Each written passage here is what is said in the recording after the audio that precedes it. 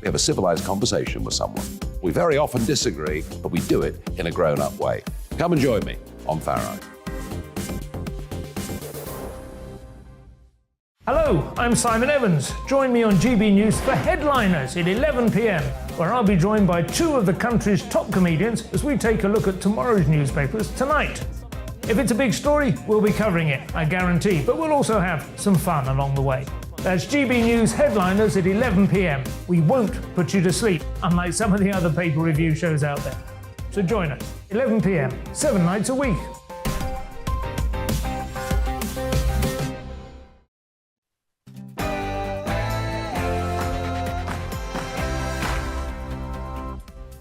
Good morning. This is Friday Morning on GB News with me, Esther McVeigh, and Philip Davis on your TV, radio and online. We're with you until midday today. We've got a jam-packed show to get you in the mood for the weekend. We'll be bringing you all the latest political news, dramas and gossip. Heaven knows there's a lot of it to get through. Make sure you get in touch with your views as well, as usual, on GB Views at gbnews.uk. We'll be getting to those throughout the show. But first, it's time for the latest news headlines with Rhiannon.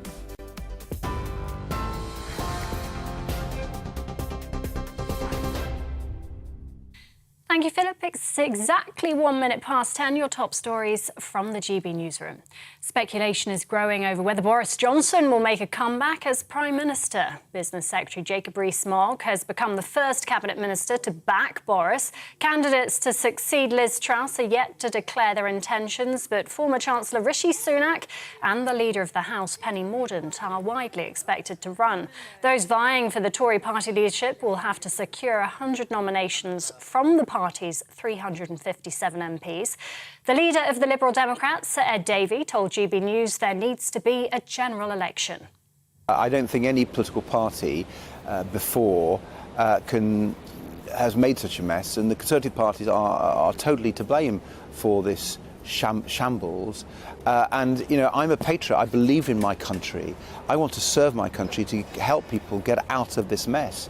And frankly, if the Conservatives were truly patriotic, they would vote for that general election so the British people could have their say.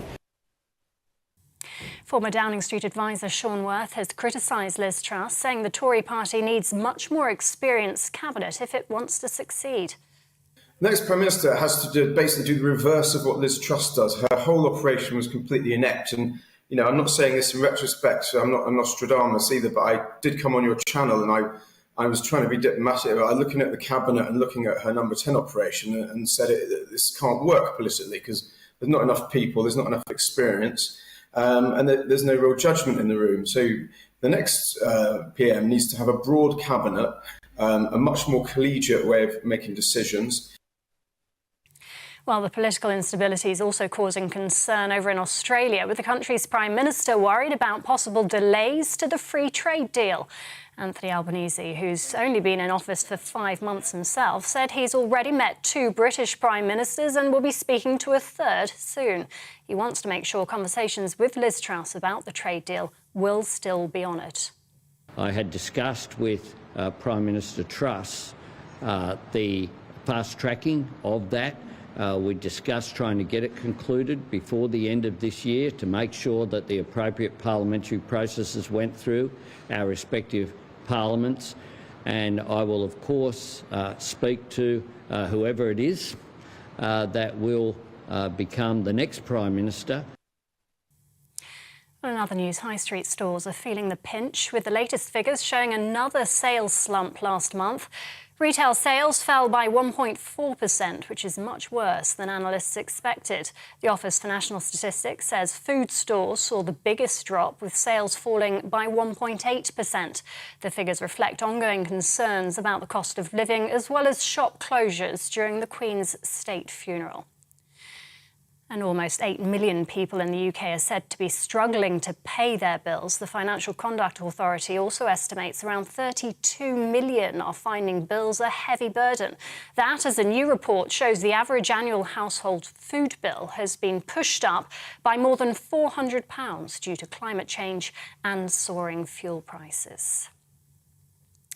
US intelligence suggests Iran has military experts in Russian-occupied Crimea. They're said to be there to train Russian forces on how to use Iranian-made drones. Both countries are denying the allegations. On Monday, Kyiv was struck by drones deployed by Russia. Yesterday saw day one of enforced power cuts across Ukraine in an effort to repair the damaged energy plants. A hospital's regulator is warning maternity services in England are the worst they've ever been.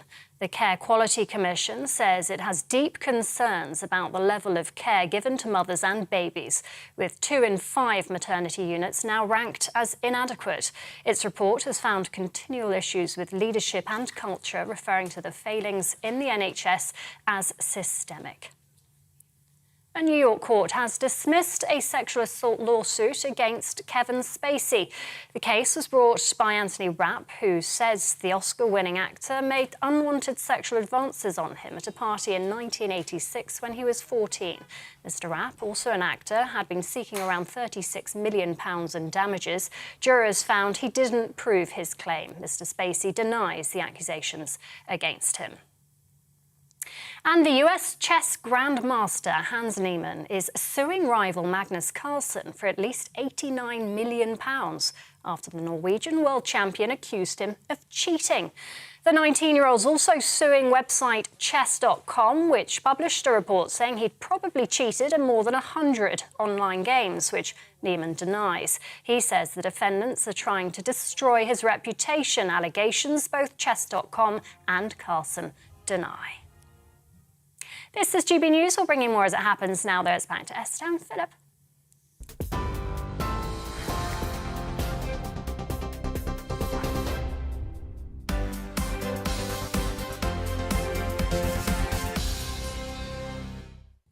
Thank you, Rhiannon. Now, in case you missed it yesterday, I don't know which planet you were on if you did, but Prime Minister Liz Truss resigned yesterday after 44 days in office. She will go down in history as Britain's shortest-serving Prime Minister. She resigned after a meeting with the 1922 committee chair, Sir Graham Brady, in Downing Street. Let's have a listen. I recognise, though, given the situation, I cannot deliver the mandate on which I was elected by the Conservative Party. I have therefore spoken to His Majesty the King to notify him that I am resigning as leader of the Conservative Party. This morning I met the chairman of the 1922 committee, Sir Graham Brady. We've agreed that there will be a leadership election to be completed within the next week. We're delighted to be joined in the studio throughout the show by Tim Montgomery, former advisor to Boris Johnson, and political commentator Alice Grant. Welcome to the show. Thank you. So thank you for joining us, and let's start with, obviously, Liz, and how people have perceived it, because Sarah Vine in the paper today has been absolutely brutal. She said, do you know what? I thought I was going to feel sorry for her. 44 days. Some of the newspapers are showing her 44 days in picture form. She said, I thought I'd feel sorry for her. But you know what? She said there was no form of apology for the catastrophic way she's run the country. So does anybody feel sorry for her? Does anybody think we've learnt anything from Truss's period in office? Alice? I feel more sorry for the British people, really. Exactly, and that's what Sarah says. We've been so embarrassed on the world stage. I mean, a lettuce has technically outlived our Prime Minister. This is really a new low, I think, for politics. And that was the Stars campaign, can this lettuce outlive Liz? And it did. It's a good situation. But I think moving forward, I think we're all now more nervous about a possible general election because we know what Labour getting to power would mean and how much even more worse that could potentially be for our country. So I hope that the Tories are able to pick someone who can unite the country and change things. And Tim, how do you think that meeting would have been with Graham Brady? What do you think would have been said? I think it was very similar to what really the conversation that Graham Brady probably had with Theresa May not so long ago. Theresa May didn't want to go voluntarily, but she was basically warned by Graham Brady that if she didn't resign... So were you saying you don't think Liz wanted to go? I think she was warned that if she didn't resign, there would be a change of rules in the 1922 committee you're very familiar with, you and Phil, and the Tory MPs would therefore have pushed her out. And I think she chose to go before she was pushed. Well, that's an interesting comment, that what you were saying there. She was oblivious, is what you're saying, and she wasn't going to go. It was literally Graham, you think, that made her go. And maybe that's part of Sarah's story, Sarah Vine's story in the Mail. She didn't look like she was wanting to apologise because she didn't want to go. Well, look, I spoke to some very senior people in Liz Truss's Downing Street yesterday, and I think they knew the writing was on the wall at the weekend. They probably should have known the writing was on the wall a long time before then. But I think they were prepared for this moment. But I think the Prime Minister herself was the last person really to realise It was very that... interesting you say that, because I remember I was just on a radio show just hours before she resigned, thinking that, no, she would really cling on to power, specifically because in PMQ she had said, I'm a fighter, not a quitter. So things changed so drastically in only a few hours. It really does make you think that, you know, she was obviously pressured into this, as we saw Boris was pressured into resigning as well. So. Stephen Gerrard, now the ex-Aston Villa manager, used exactly the same expression yesterday. So we do know that if anyone now says, I'm a fighter, not a quitter, they'll be quitting within hours. I did actually see an Aston Villa supporter yesterday morning say, can you send Graham Brady to Villa Park? I thought it was very funny. Well, will there be any positive legacy for Liz Truss? I mean, couldn't you get any credit for anything? I mean, will she get some credit for actually going so quickly and not trying to cling on more desperately? I mean, is it that the Conservative Party is ungovernable and that, you know, that is there any positive legacy for Liz Truss from... I can't think of one at the moment, but here's an absolutely horrendous thought for you. People are now thinking more fondly of Boris Johnson because how badly Liz Truss did. Everything's relative. Everything's relative, yeah. So we just have to hope that the next Prime Minister isn't even worse to make us start to miss the days of Liz Truss. I mean, you raised something really important there. You say her period of destruction is not therefore over because people will be desperate to find anybody else and go back to something that hadn't worked before. So you're actually saying the devastation that she's wreaked could continue past her leaving? Well, I am very surprised at the extent of support amongst your parliamentary colleagues for Boris Johnson. I was sat here yesterday to Patrick Christie, pouring cold water on the idea that Boris could make a return. I have to now, in front of all of our viewers, eat humble pie and apologise because I think there's a real chance that Boris Johnson might do this. And why are Tory MPs embracing this prospect? It's because of the poll that we have as a channel today showing the Tories on 14%. There are lots of Tory MPs who are very frightened, and I think they're willing to roll the dice with Boris Johnson in a way they just wouldn't have been before Liz Truss. And so, Esther, spot on. She has her trail of destruction, if you like, continues.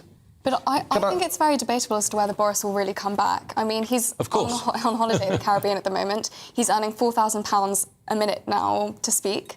So he is very much jumped on the kind of ex-Prime Minister gravy train. I don't see him coming back, really. And also, even just looking at the way he left office, he was clearly very happy to go.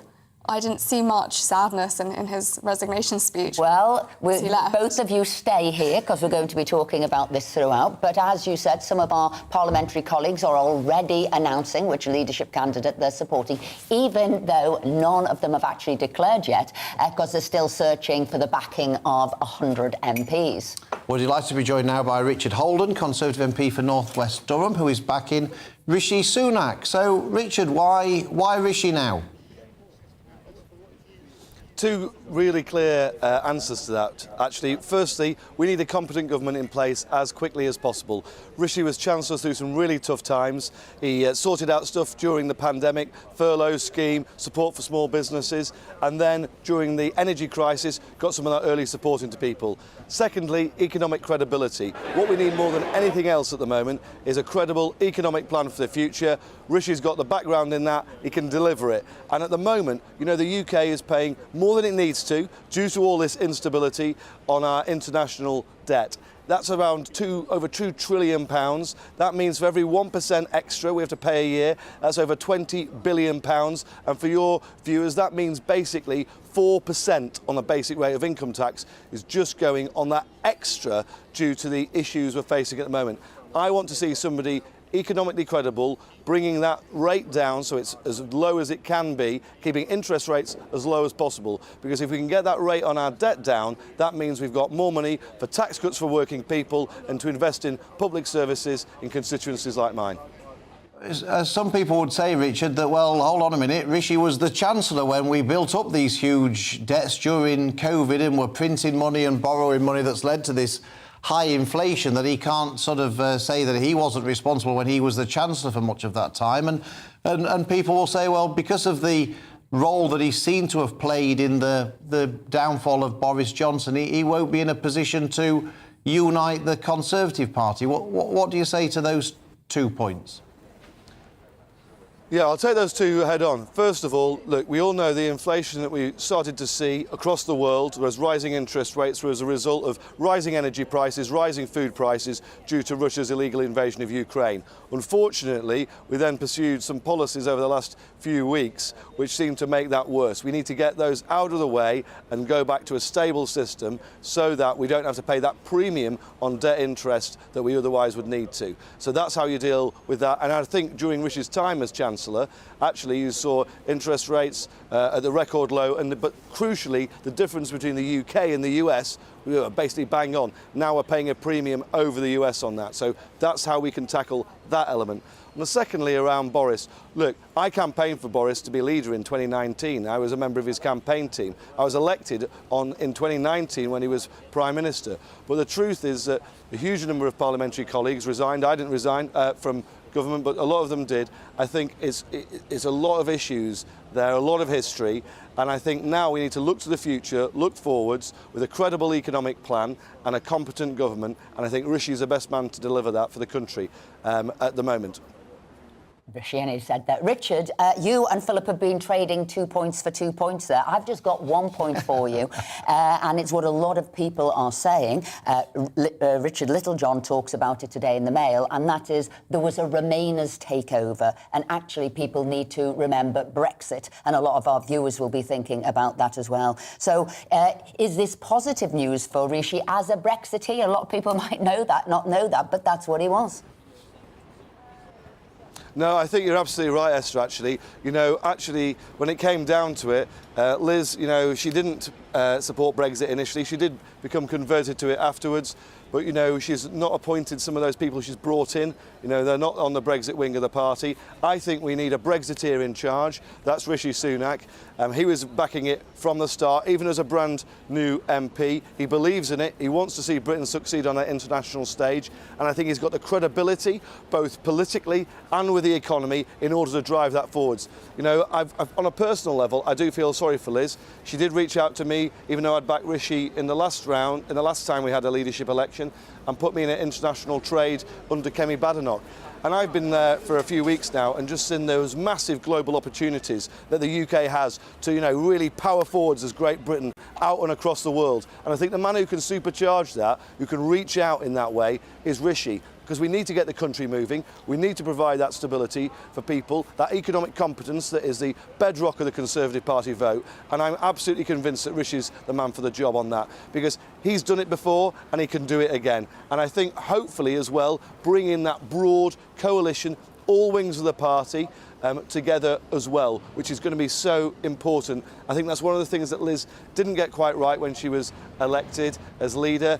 You know, she didn't bring that really broad coalition into the cabinet. I think Rishi needs to do that if he does get elected at every tier, and I'm sure he will.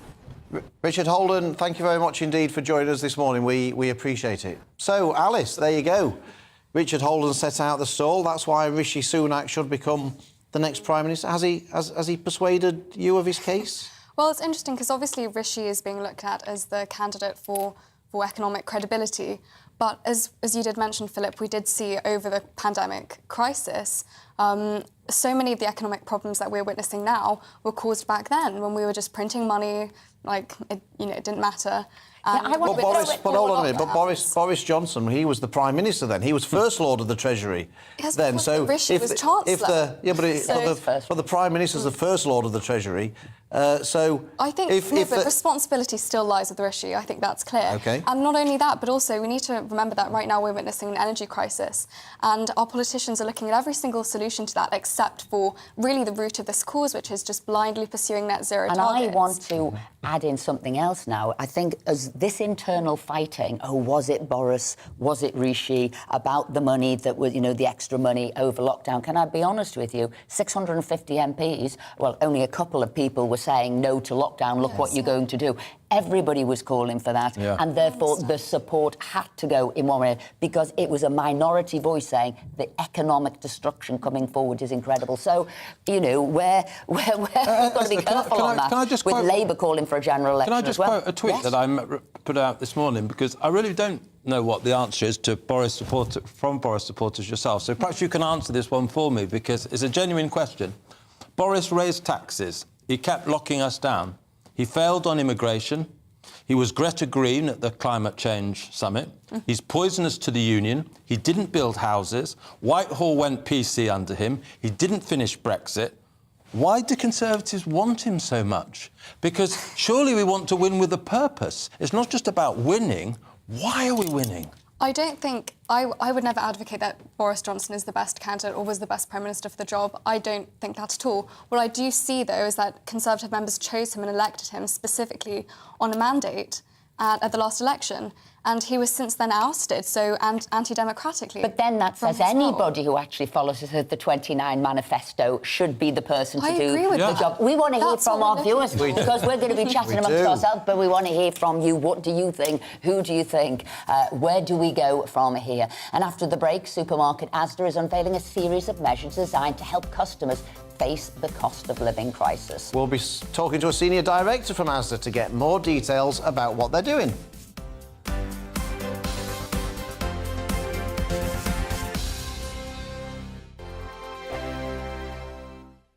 Weekday afternoons on GB News, we've got the whole of the UK covered. From 12 to 3, it's GB News Day with me, Mark Longhurst. And me, Gloria Di Piero. You'll get the very latest on everything that's been going on across our great nation. And from 3 till 6, watch out for GB News Live with me, Patrick Christys. I'm not here to mess around. With all the biggest topics and guests, you will always be up to date. GB News Day and GB News Live from 12 p.m. Only on GB News. The People's Channel, Britain's news channel.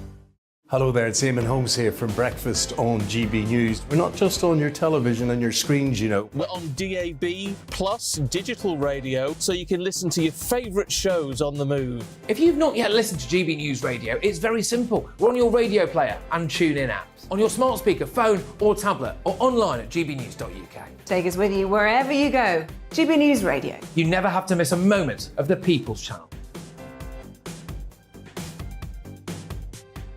Join my show Farage, 7 p.m. till 8 p.m. Monday through Thursday. And there you will get opinion, analysis, debate, and I'll cover stories that nobody else dares to touch.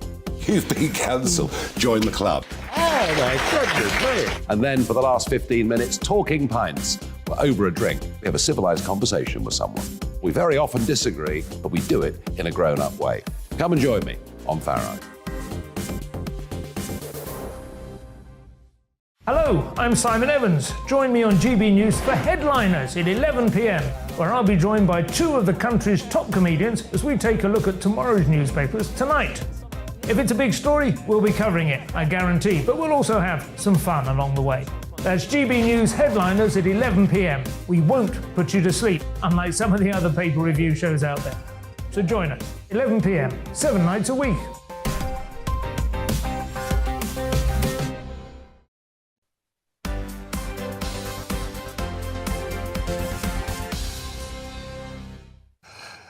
Welcome back. We're going to step away from the soap opera that is the Westminster bubble for a moment. There is still a cost of living crisis out there and a lot of people who are struggling to make ends meet. Supermarket giant Asda is taking a number of initiatives to help people get through these tough economic times, including giving pensioners breakfast and unlimited tea and coffee for £1. Anna Riley, our Yorkshire and Humber reporter, has been speaking to shoppers about the help being provided from Asda. It helps us very much because when we go to other shopping outlets, they don't do as many deals, so we like coming here. We used to go to other shopping outlets, but they're not as good as Asda here. We'll get more bargains. Obviously, the cafe's doing a lot of deals, and because of the cost of living, you've got to be careful where you go. And I've been retired for 3 years. I had to finish because of ill health. So now we've got to be careful what we spend. I'm hoping it's going to benefit us quite a lot, because obviously we're having to tighten our belts due to money issues of what's coming in and what's going out, and coming and checking out. I mean, we've drove quite a distance to come to Asda. Other supermarkets are local to us, but we, wanting to get some bargains, because obviously in the long run we're all watching our bank accounts, monies, and we have to tighten our belts.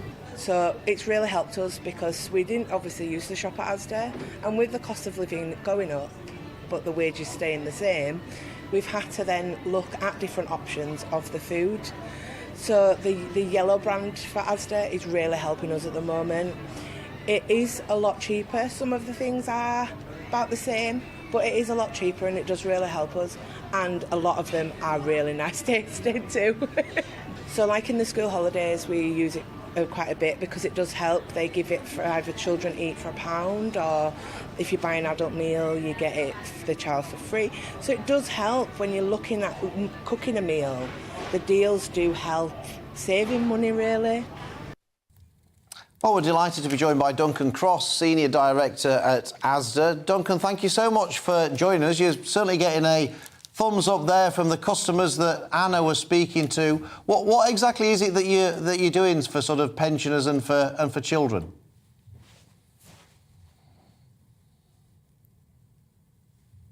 Oh, we haven't got any audio for you for a second. So, Duncan, we'll come back to him when we get that audio. But I tell you one thing that I thought was impressive there. Everybody's talking about how we're going to tighten our belts, and we're all going to do that. And where you see a deal and a place that can do a deal, that's where you're going to go, Alice. Do you shop at Asda? That's the question, Alice, because if you're not, you're missing a trick by the sounds of those customers in Pudsey. But she's not going to get a pensioner's deal or a child's deal now, is she?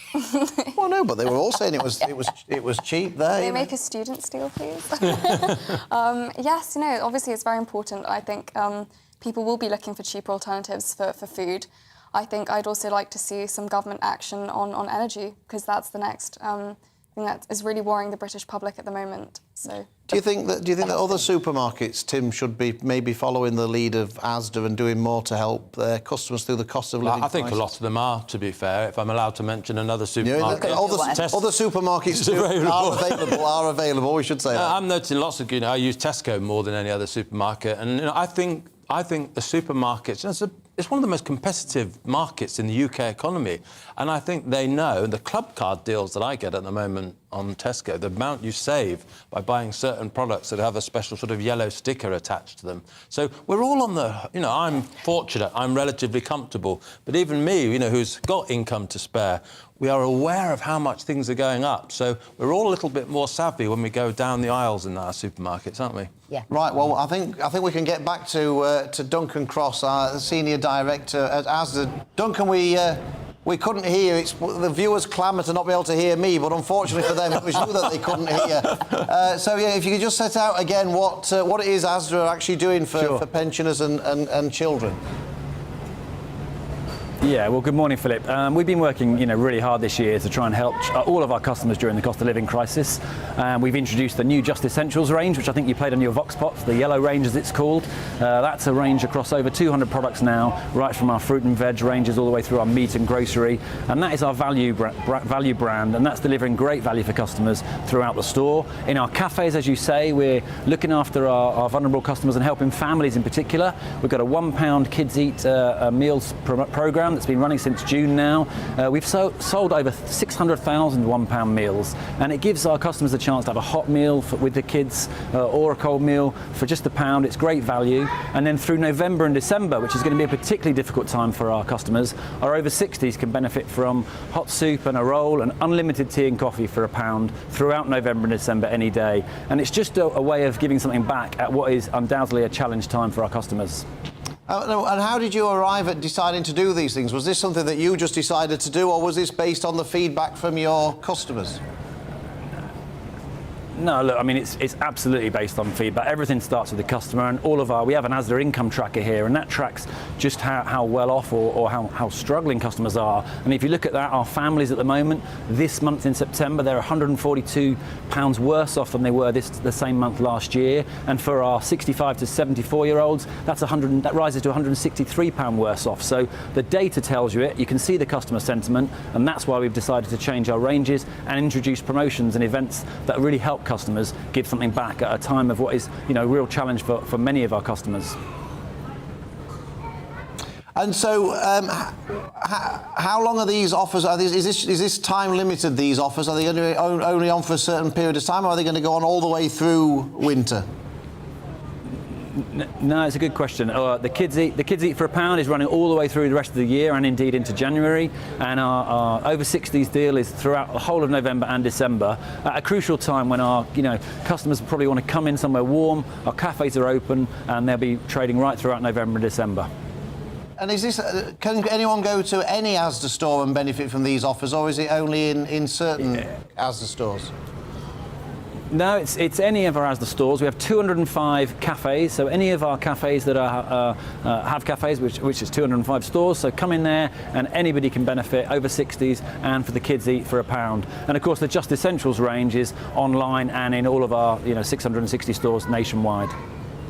And why I like this scheme so much really is we are in a very tough time, and I've always said business is going to have to stand up to the plate, so as to speak. The individual is probably going to have to tighten their belt, and government's going to have to see what they can do, because without all of society coming together and bearing some of the load of this cost of living crisis, we're all going to suffer. Is that something that you as an organisation thought as well, particularly with who your customers are, people who are looking for a bargain?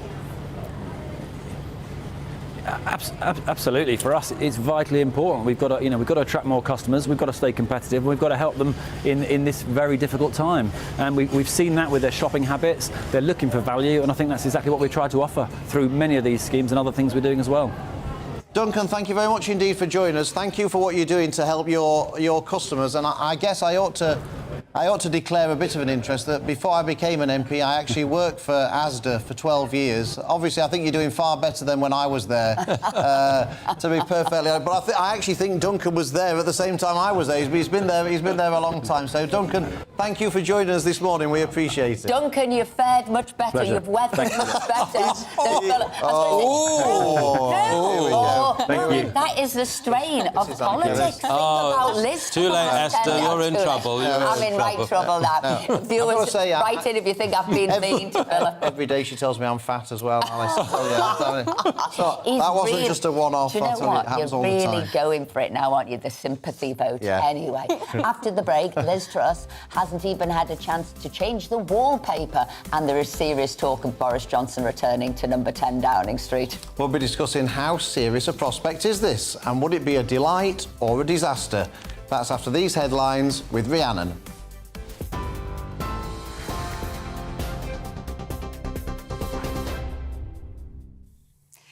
It's coming up to 10:33, or top stories in the GB newsroom.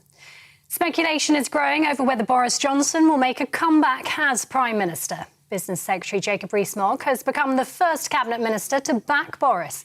Candidates to succeed Liz Truss are yet to declare their intentions, but former Chancellor Rishi Sunak and the Leader of the House, Penny Mordaunt, are widely expected to run. Those vying for the Tory party leadership will have to secure 100 nominations from the party's 357 MPs. Labour leader Sir Keir Starmer says maintaining a Tory government is a risk. The risk is not a general election. The risk is continuing with this chaos. What you've seen in the last few weeks is real damage to our economy, real damage to our reputation as a country, and people are paying the price for that, whether it's in mortgages or other things. So the risk is not changing, and there's an alternative. You can either have more of this chaos under the Conservatives or stability under a Labour government. High street stores are feeling the pinch, with the latest figures showing yet another sales slump last month.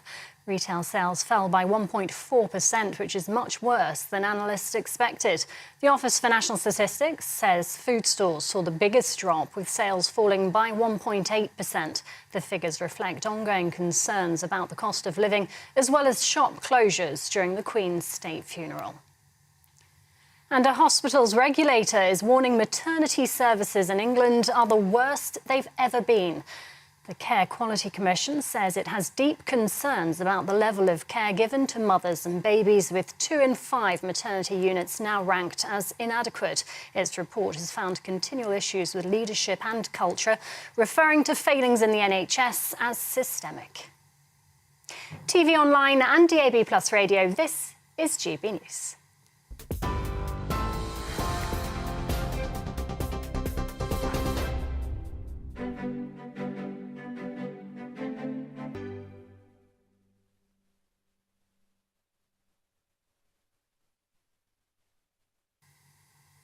Here's a quick snapshot of today's markets. The pound will buy you $1.1143 and €1.1420. The price of gold is £1,455.58 per ounce, and the FTSE 100's at 6,877 points.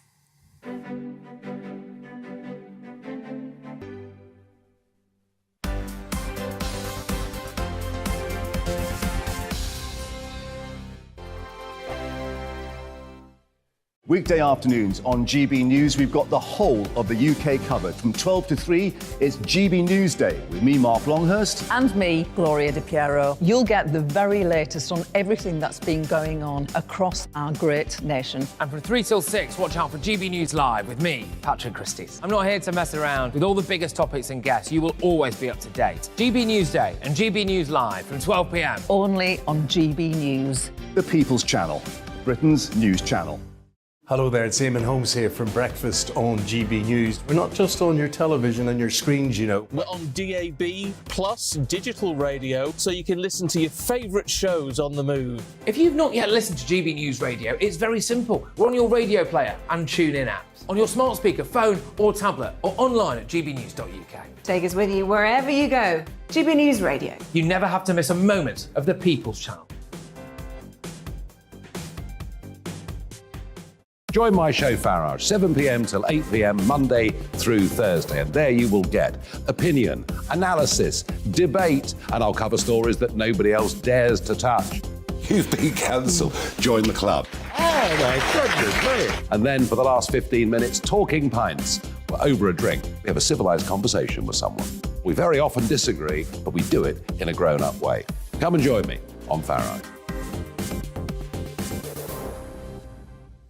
Hello, I'm Simon Evans. Join me on GB News for Headliners at 11 p.m, where I'll be joined by 2 of the country's top comedians as we take a look at tomorrow's newspapers tonight. If it's a big story, we'll be covering it, I guarantee, but we'll also have some fun along the way.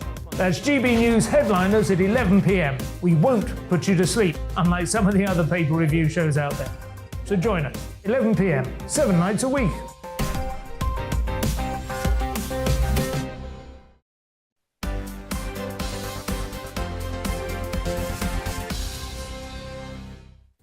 Welcome back to the show. It's 10:37. Lots of you have been getting in touch. Anne says, I welcome the return of Boris as Prime Minister. We need some fun and laughter in our lives at the moment. I don't know if that's a positive or not, to be honest, but anyway. Val says, Boris is my choice, with Suella Braverman as Home Secretary and Kemi as Chancellor. Helen says, when Boris becomes Prime Minister again, Helen's confident that's going to happen, when he becomes Prime Minister again, he will need to turn up with his Tory head on and leave his Liberal green head at home, along with Carrie. Oh, Peter says, why did Rishi write off millions of pounds of defrauded furlough payments instead of pursuing those criminals? And Oliver says, it seems as though the destruction of the Conservative Party appears almost intentional. So there you go, keep those views coming in. So could we actually see a return of Boris Johnson to 10 Downing Street? Well, the bookmakers, the last time I looked, are giving odds of 9-4 for a Boris return, but Rishi Sunak still remains the odds-on favourite at 4-6. Is there actually a serious appetite for Boris Johnson to make a return to 10 Downing Street? Joining us now is Alex Story, co-organiser of a petition, Bring Back Boris. So here he is, Alex. So really, are we really going to bring back Boris? Is that right for the country? Is that going to work in Parliament? Let's remember why he's not there right now. Well, the fact is that we started that petition, I think, in July. It was the first time, I think, and I think most of us in the world of politics would have seen that as well. It was the first time that a politician was taken out of his position, and then suddenly there was an upsurge of demand for him to be brought back. In July already, within a few days of us having set up the Bring Back Boris petition, we had 2,000 to 3,000 or 4,000 people within days, and eventually within the space of about 6 or 7 weeks we got nearly 20,000 signatories. And so there's a big disconnect between what people in London in the commentariat and in Parliament think about Boris and what people in the country think of Boris. And I think that the bottom line is that a lot of people felt, in particular in places like Wakefield, that they were taking our Boris out. In other words, they feel personally invested in Boris. They like the character. And a lot of people in London do not like the fact that Boris is liked personally. That's the interesting detachment. And I think a lot of people will say, well, actually, the Tory party has nothing other than Boris to go on at the moment. Rishi would be a disaster, very similar than Liz for the same reasons. He doesn't have any legitimacy. Alex, I mean, is there a danger that we're sort of rewriting history and looking back with some kind of misguided nostalgia about the time when Boris was in office? I mean, if we think back about why he ended, we had the Owen Paterson affair, we lost the North Shropshire by-election, which was one of the safest Tory seats in the country. We lost the Tiverton and Honiton by-election, which was another one of the safest seats in the country. We had the Chris Pincher episode. We had ministers resigning. We had a reference to the Privileges Committee. We had the highest tax rates in history. We had the nanny state running riot. I mean, what was it about that period in office that you're looking back so fondly about? Well, none of it. I personally didn't think that Boris was a great prime minister, but that's not the point. The point is that there is legitimacy attached to his office, and that legitimacy comes through the ballot box. A lot of people and pedants usually say, oh, Britain is a parliamentary democracy, therefore we don't vote for the character, we vote for the party. Well, that's partially right, but there are two things about this. The first thing is that there was an enormous amount of popular support for him as an individual, and secondly, he won the vote of no confidence. In other words, he wasn't kicked out because he lost the confidence of the House or of his parliamentary party. He was kicked out by a small group of angry MPs. He is the prime minister because he was elected to that position with 14 million votes, whether you like the fact that the policies are right or wrong, and whether you're Labour, Lib Dem or Conservative, you need to respect the ballot box, because if you don't do that, you lose legitimacy. Alex, I mean, you raise a lot of very good points. You're right. Everybody wanted the 2019 manifesto. People do like him. He's charismatic. But unfortunately, this wasn't happening in the House. He'd ground to a halt in the House every day. There would be urgent statements for him, opposition day debates for him. He could not go forward. So what I'm wondering with our guests here in the room, we know he's a winning campaigner. Is there somewhere else that he could be placed rather than the Prime Minister? Because in a way where David Cameron knew how do we best deploy Boris Johnson, and he made him Mayor of London. He knew he was a brilliant campaigner, but not necessarily the most organised and streamlined person and disciplined person to run the country. So shall I go to you on this, Tim, and then come back to Alex? Look, we know when he was a child, Boris Johnson wanted to be world king, didn't he? I don't think he wants to return as anything other than Prime Minister. And for all the reasons you stated, Esther, I think that could be a disaster. And, you know, one of the worst possible disasters will be he comes back as Tory leader, the Privilege Committee finds against him in the House of Commons, and somehow we're back into another saga of him being forced out again and another leadership election. The person the Conservative Party picks now has to be sustainable until the next general election. And the trouble with Boris is not even sustainable for a few months, potentially. And Tim, you're right there. You know what this reminds me of with Boris? You know, if you've had a boyfriend, and I guess you've fancied them, you've had a crush on them, but you know what? They're a bad boyfriend. They're a bad boyfriend to you, but somehow you're drawn back to them because they do have many qualities. Is this what's happening here, Phil is really? looking a bit puzzled as you start talking about boyfriends here, Esther. Is this what's happening? Is it a sort of like a cheating boyfriend, and we keep going back to him, Alex, because we're drawn to him? It's a bad relationship, a dysfunctional relationship between PM and public. Well, I never had a boyfriend, so I'm not sure if that works for me as an analogy. I'm sure it does, Alex. Use your imagination. It could be a woman, it could be whatever. I'm sure you could understand a dysfunctional relationship. Come on. But well, I'm happily married. But I think we're talking across purposes here. You're talking about the manifesto that's broken. You're talking about competence and everything else, which is fine. But in a democracy, the judge of whether somebody should be prime minister or in politics at all is the electorate. That's the point I'm making. It's the core principle of a democracy. You cannot bypass the ballot box, because the moment you do that, you allow special interest groups, the media, and very powerful individuals and corporations to dictate where things go. It's the people who bring you to power. It's the people who take you out of power. And my point is simply that he should have been prime minister up to the election, and it would have been the electorate to decide. At the moment, the reason why, Tim was backing Liz, I think, and there was a complete disaster. And then he's saying we should go for another person, and the other person might be Rishi or somebody else, but that person is going to be equally as fragile as Liz. Alex, thank you very much indeed for joining us. We appreciate it. Now, what does the Labour Party make of all this political upheaval?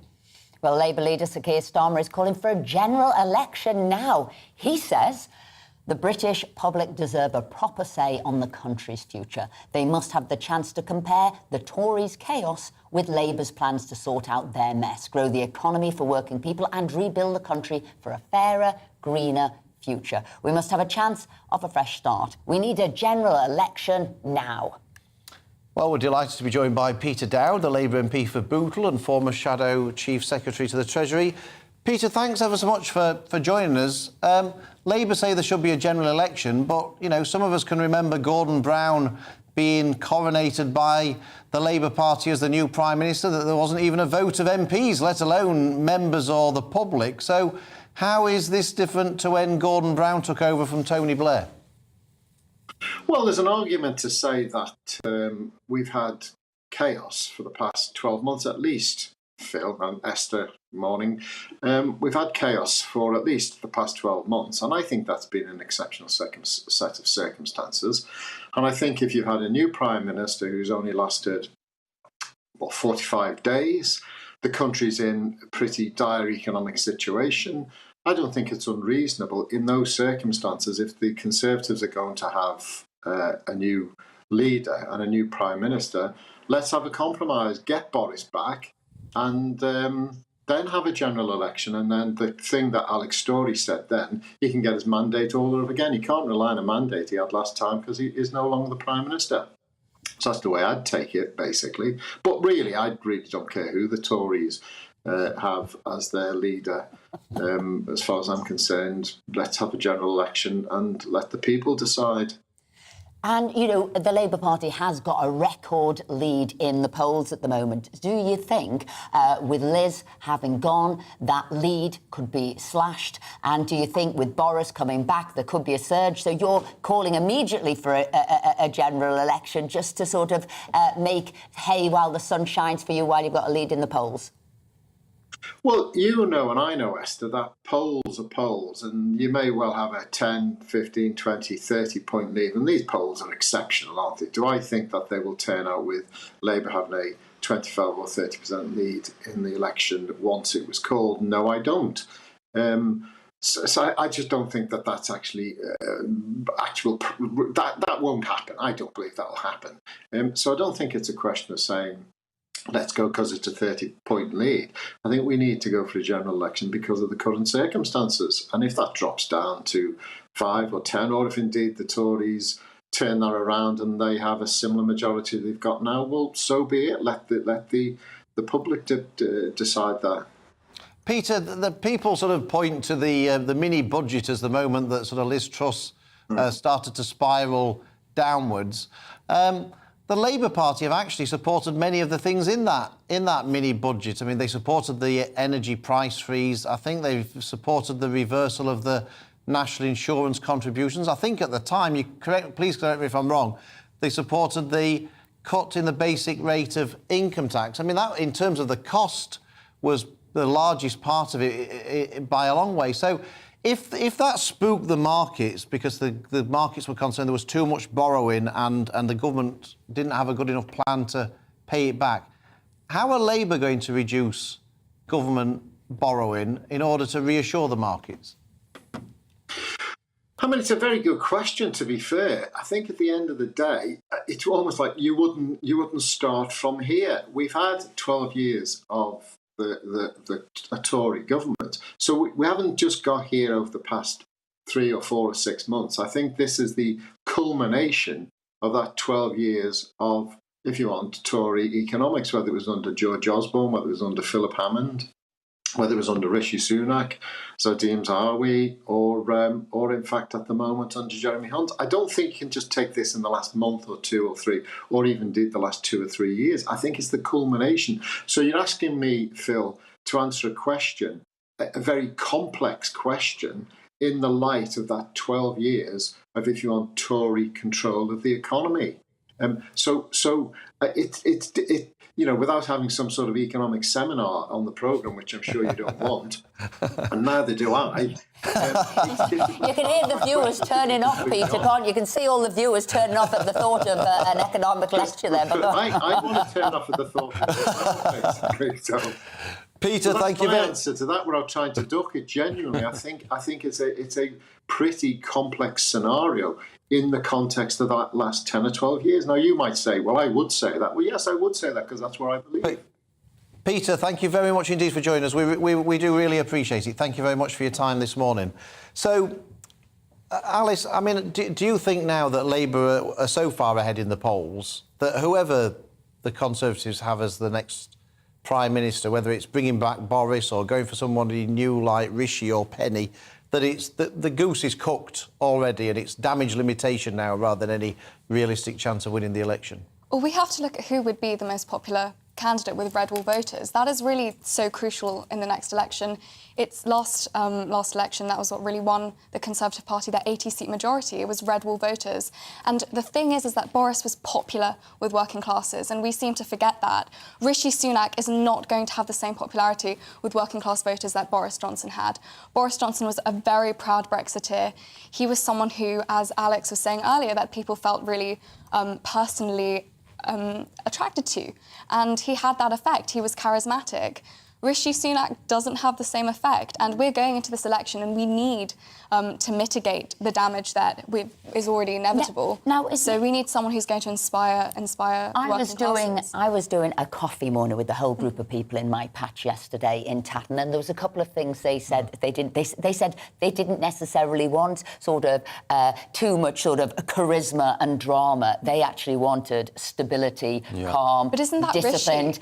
Rishi is charisma. Rishi is, you know, Rishi is charisma or not? He is, Rishi, but not in the same way Boris was. You know, but no, what Rishi they has were the saying, big smile. Alice, what they were sort of saying was they wanted a period of stability and calm. And I'll tell you something, they did not want a general election because they thought that was even more turmoil. They said we want 2 years of just people, competent people, getting the job done. So this call for a general election, I don't feel as much want or desire for that in the public. That is yet more turmoil. What do you think? Well, I think people want some peace, quiet government for a period. And here's my big question about another big question about the possible return of Boris Johnson. In his possible second coming, is he gonna come back and say, "I was sorry, I made a lot of mistakes last time, and I'm going to govern differently"? Or is it more likely he will come back, "You have missed me, you couldn't do without me, could you?" And he'll be even worse Well, than before. Tim, I think it's obvious that Boris isn't going to come back. I think you it's really think perfectly... it? Oh, yes. I'm not sure it's obvious We at all. have to be pragmatic about this. Alice, so why is this front page of the Telegraph today? Boris Johnson tells Tories, I can save the party from an election wipeout, or is he just messing there? Well, technically, I think in terms of popularity, he is the most popular candidate for leadership. But will he actually come back? I think it's highly unlikely. We will come back to this throughout the show. But we're talking about who's the most popular. Well, who's better to ask about the British public's views on the political turmoil and which Tory leadership candidate has the potential to cut through and win the most support than our next guest. And there is some chatter about some candidates joining together and standing on a joint ticket. How appealing is that? Could that be doubling your appeal if there's two of you there? Well, join us now is Adam Drummond, Head of Political and Social Research at Opinium. Thank you very much indeed, Adam, for joining us. I mean, first of all, in terms of the election, Rishi Sunak's the favourite with the bookmakers we were discussing earlier. Is that how you see it? Do you think he's the likeliest winner? I think that the bookmakers have got about as much insight as any of the rest of us really into who's actually going to win this, because ultimately the initial electorate for this contest is you guys, is Conservative MPs. It's basically a really difficult electorate to actually get a hold of and figure out what's going on beyond what they've kind of publicly declared. So all we have to go on for that at the moment is how many MPs have declared for each candidate. And at the moment, it seems like it's neck and neck between Johnson and Sunak. I suppose the thing that most Conservative MPs are worried about at the moment is popularity. We've seen the Conservative poll ratings plummet. So I suppose the million-dollar question that most Conservative MPs will want to hear from you, the answer is, which of the candidates is the most popular with the public? They're both at quite similar levels, to be honest. I mean, the one thing to always remember is that, as I think Esther was alluding to earlier, Boris Johnson left office with a 20% approval rating, which is 4 points better than Liz Truss, but it's still election-losing territory by quite some margin. When we last did something on those two people specifically, so Boris Johnson and Rishi Sunak, earlier in the week, what we found was basically, obviously there's a great well of affection for Boris Johnson among people who vote Conservative, among Conservative members. That doesn't really translate so much outside of the Tory electorate. So what you find is that both of them lose against Keir Starmer in terms of head-to-head, who do you think would be the better Prime Minister, by similar amounts. But Johnson does better among Conservative voters and Sunak does better among non-Conservative voters. So the gamble really is, if you choose Johnson, is that more of a strategy to kind of shore up the base and prevent the loss from being too sort of catastrophic like it would have been if Liz Truss had gone into an election? I think we can all probably agree on that. Or do you choose someone like Rishi Sunak, who perhaps has a lower floor but also a higher ceiling in terms of possible support that they could get from people who didn't vote Conservative? And does their level of support vary whether you're in a red wall seat or whether you're in a sort of a traditionally blue wall Conservative seat? Does their popularity vary wildly between those two? Because there's a feeling, and you can tell us whether it's a myth or not, that Boris is much more popular in the red wall seats and that maybe Rishi would be much more popular in those traditional Conservative seats. Without having an enormous amount of data to go on, that is certainly how that's the punt I would also make. So I would expect if you had Boris Johnson back in, then certainly lots of those, like you said, blue wall sort of possible Lib Dem facing seats start to become a lot more risky. Boris Johnson was really unpopular there. Although let's not forget that in the 2021 local elections, which were last up in 2018, Labour had basically won back the red wall already. So I think there is definitely some element within those former Labour seats of people lending their votes to Boris Johnson. And his sort of personal charisma was part of that, but obviously the other big part of that was Brexit and Jeremy Corbyn and that conflux of circumstances, which was quite unique. Adam, can I have a very quick answer? There needs to be now buoyancy amongst MPs. We need to feel confident and get our mojo back. So who would give the quickest, most immediate bounce in the polls? Oh, it's really hard to do a quick answer for this. I think either one would get you back up a certain amount just because they're not Liz Truss and there would be some semblance of, oh, we're getting back on track to some extent. I think, honestly, you'd have more chance of that lasting if you chose somebody perhaps less scandal-prone. I think. Well, we'll end it there. Really Somebody who's less scandal-prone. You might not mention the name, but we might know who you're talking about. Adam, thank you very much indeed for that insightful set of answers there. Now, that's it for the first hour, but don't go anywhere. We'll be back after this short break. Weekday afternoons on GB News, we've got the whole of the UK covered. From 12 to 3, it's GB News Day with me, Mark Longhurst. And me, Gloria Di Piero. You'll get the very latest on everything that's been going on across our great nation. And from 3 till 6, watch out for GB News Live with me, Patrick Christopher. I'm not here to mess around. With all the biggest topics and guests, you will always be up to date. GB News Day and GB News Live from 12 p.m. Only on GB News. The People's Channel, Britain's news channel.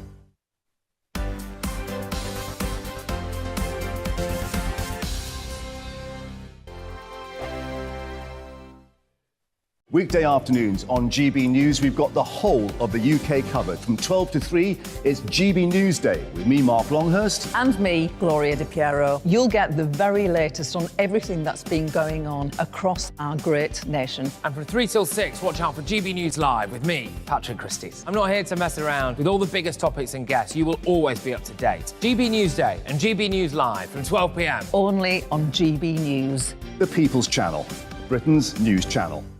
Hello there, it's Eamon Holmes here from Breakfast on GB News. We're not just on your television and your screens, you know. We're on DAB plus digital radio, so you can listen to your favourite shows on the move. If you've not yet listened to GB News Radio, it's very simple. We're on your radio player and TuneIn apps, on your smart speaker, phone or tablet, or online at gbnews.uk. Take us with you wherever you go. GB News Radio. You never have to miss a moment of the People's Channel.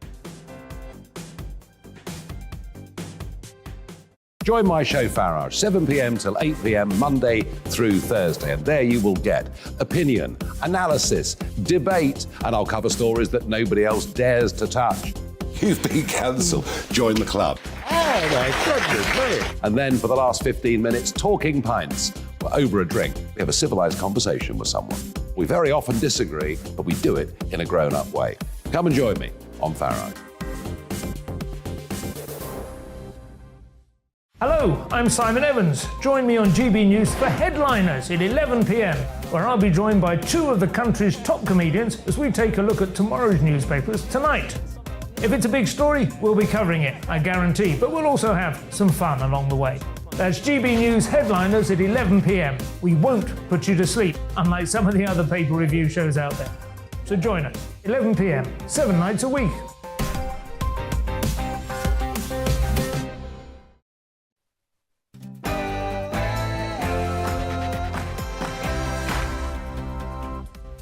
Welcome back to Friday Morning with Esther and Philip. We've got lots coming up for you this hour. We'll be joined by a Conservative MP who has publicly called for a general election following the resignation of Liz Truss. And you would have heard a lot about the power of the 1922 committee in the last couple of days. We'll be looking into what makes them so influential. All of that plus much more after your latest headlines with Rhiannon.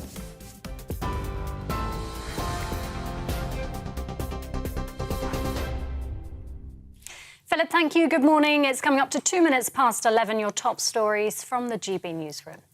Speculation is growing over whether Boris Johnson will make a comeback as Prime Minister. Business Secretary Jacob Rees-Mogg has become the first Cabinet Minister to back Boris. Candidates to succeed Liz Truss are yet to declare their intentions, but former Chancellor Rishi Sunak and the Leader of the House, Penny Mordaunt, are widely expected to run. Those vying for the Tory party leadership will have to secure 100 nominations from the party's 357 MPs. Labour leader Sir Keir Starmer says maintaining a Tory government is a risk. The risk is not a general election. The risk is continuing with this chaos. What you've seen in the last few weeks is real damage to our economy, real damage to our reputation as a country, and people are paying the price for that, whether it's in mortgages or other things. So the risk is not changing, and there's an alternative.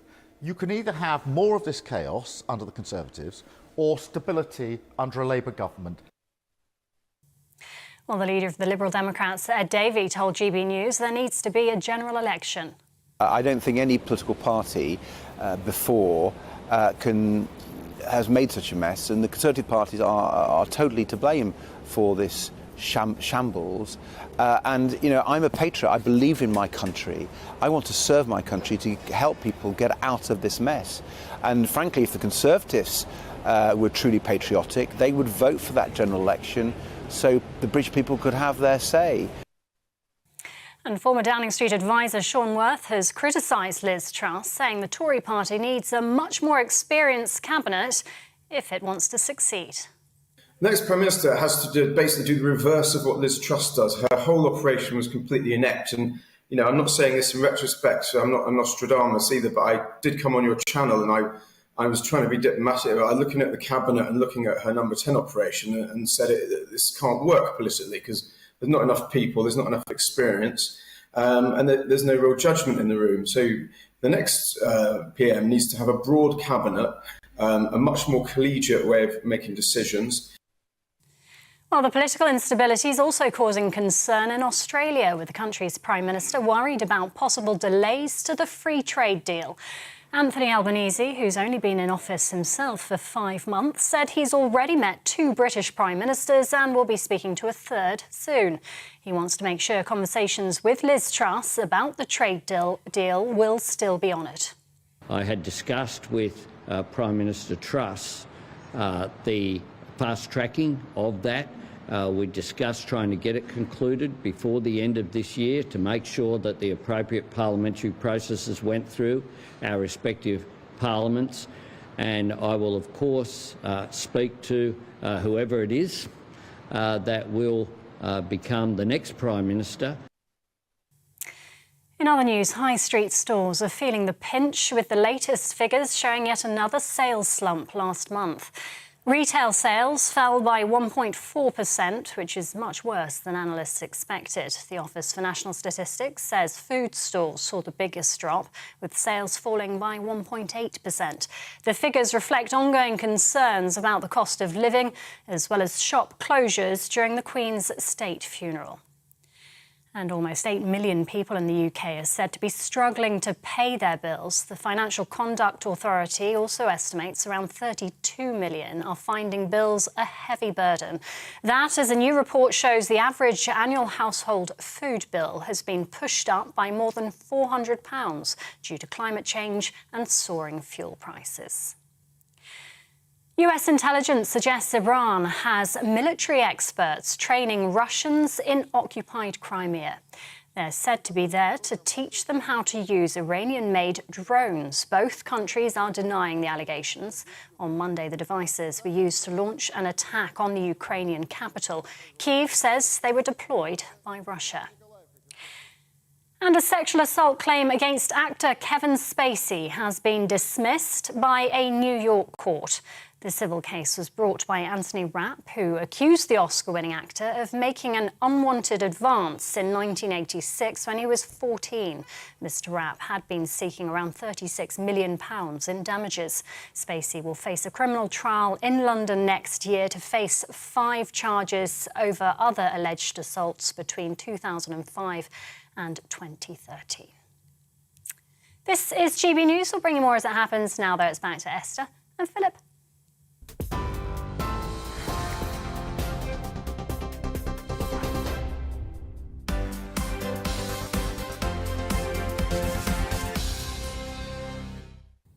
Thank you, Rhiannon. Now, lots of people have been getting in touch with their views, Esther. George says, when is someone going to call out Labour politicians blaming the government for worldwide events which they had no control over? We've got very mixed views about Boris Johnson's return. Trevor says the Tories are facing wipeout and only Boris Johnson can save them. He was democratically elected by the electorate and should serve his term and then let the electorate decide. Whereas Anthony says you can't bring Boris back. He's absolutely hated by large sections of the community after the Partygate fiasco. And then Lawrence says, we need Boris back. No backstabbing Rishi. After all, he was at the Partygate. And Reg says, are the Conservatives completely mad to be considering that fool Boris for the next Prime Minister? So, well, I think we're getting a mixture of views, which is probably reflected by the views of Conservative MPs as well.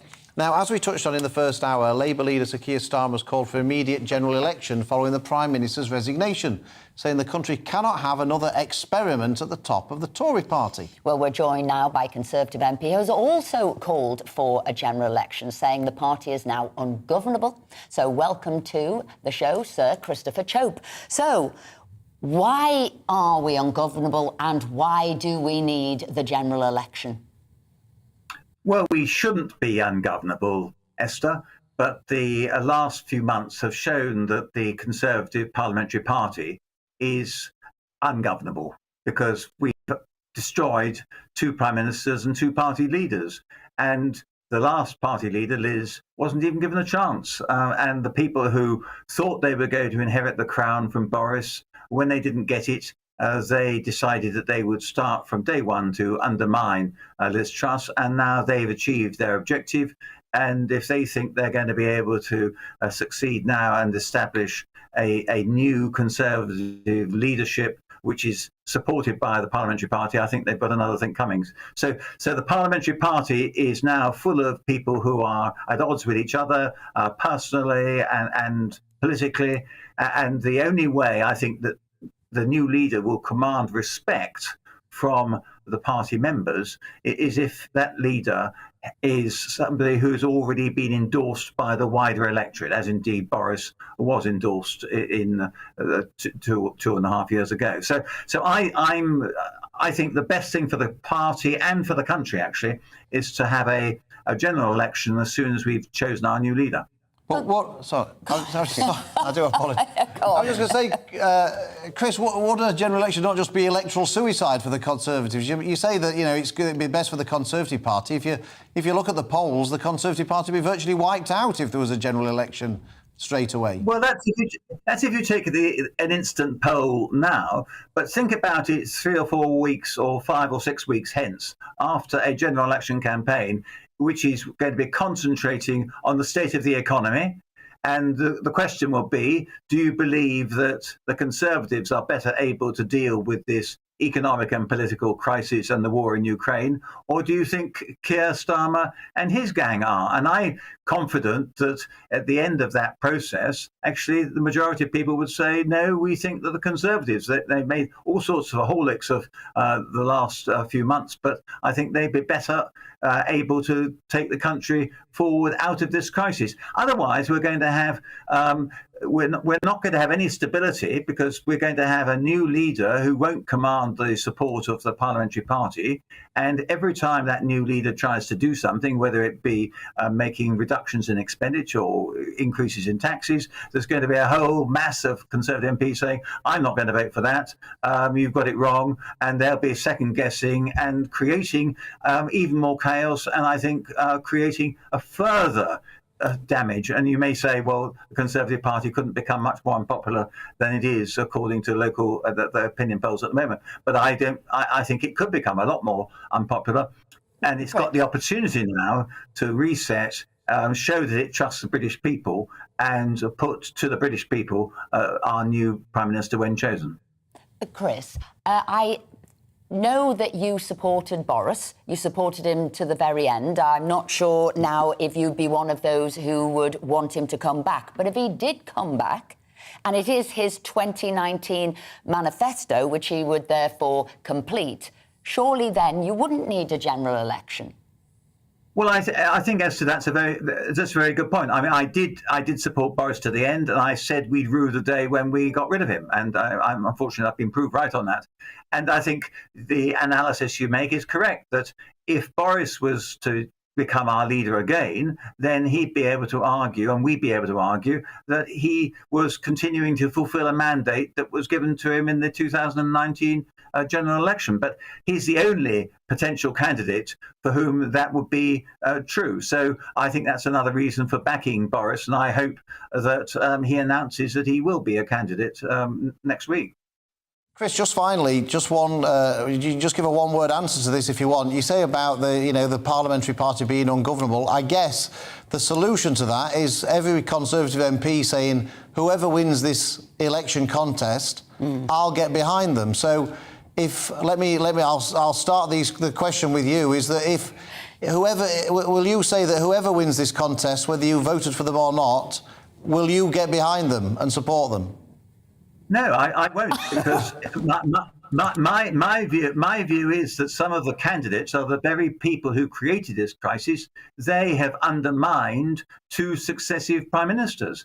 And why should I give my support to people who have been so disloyal to the Conservative Party, and particularly to the members in the country who voted overwhelmingly for Boris and by 58% for Liz? Why should I support colleagues who have destroyed those leaders?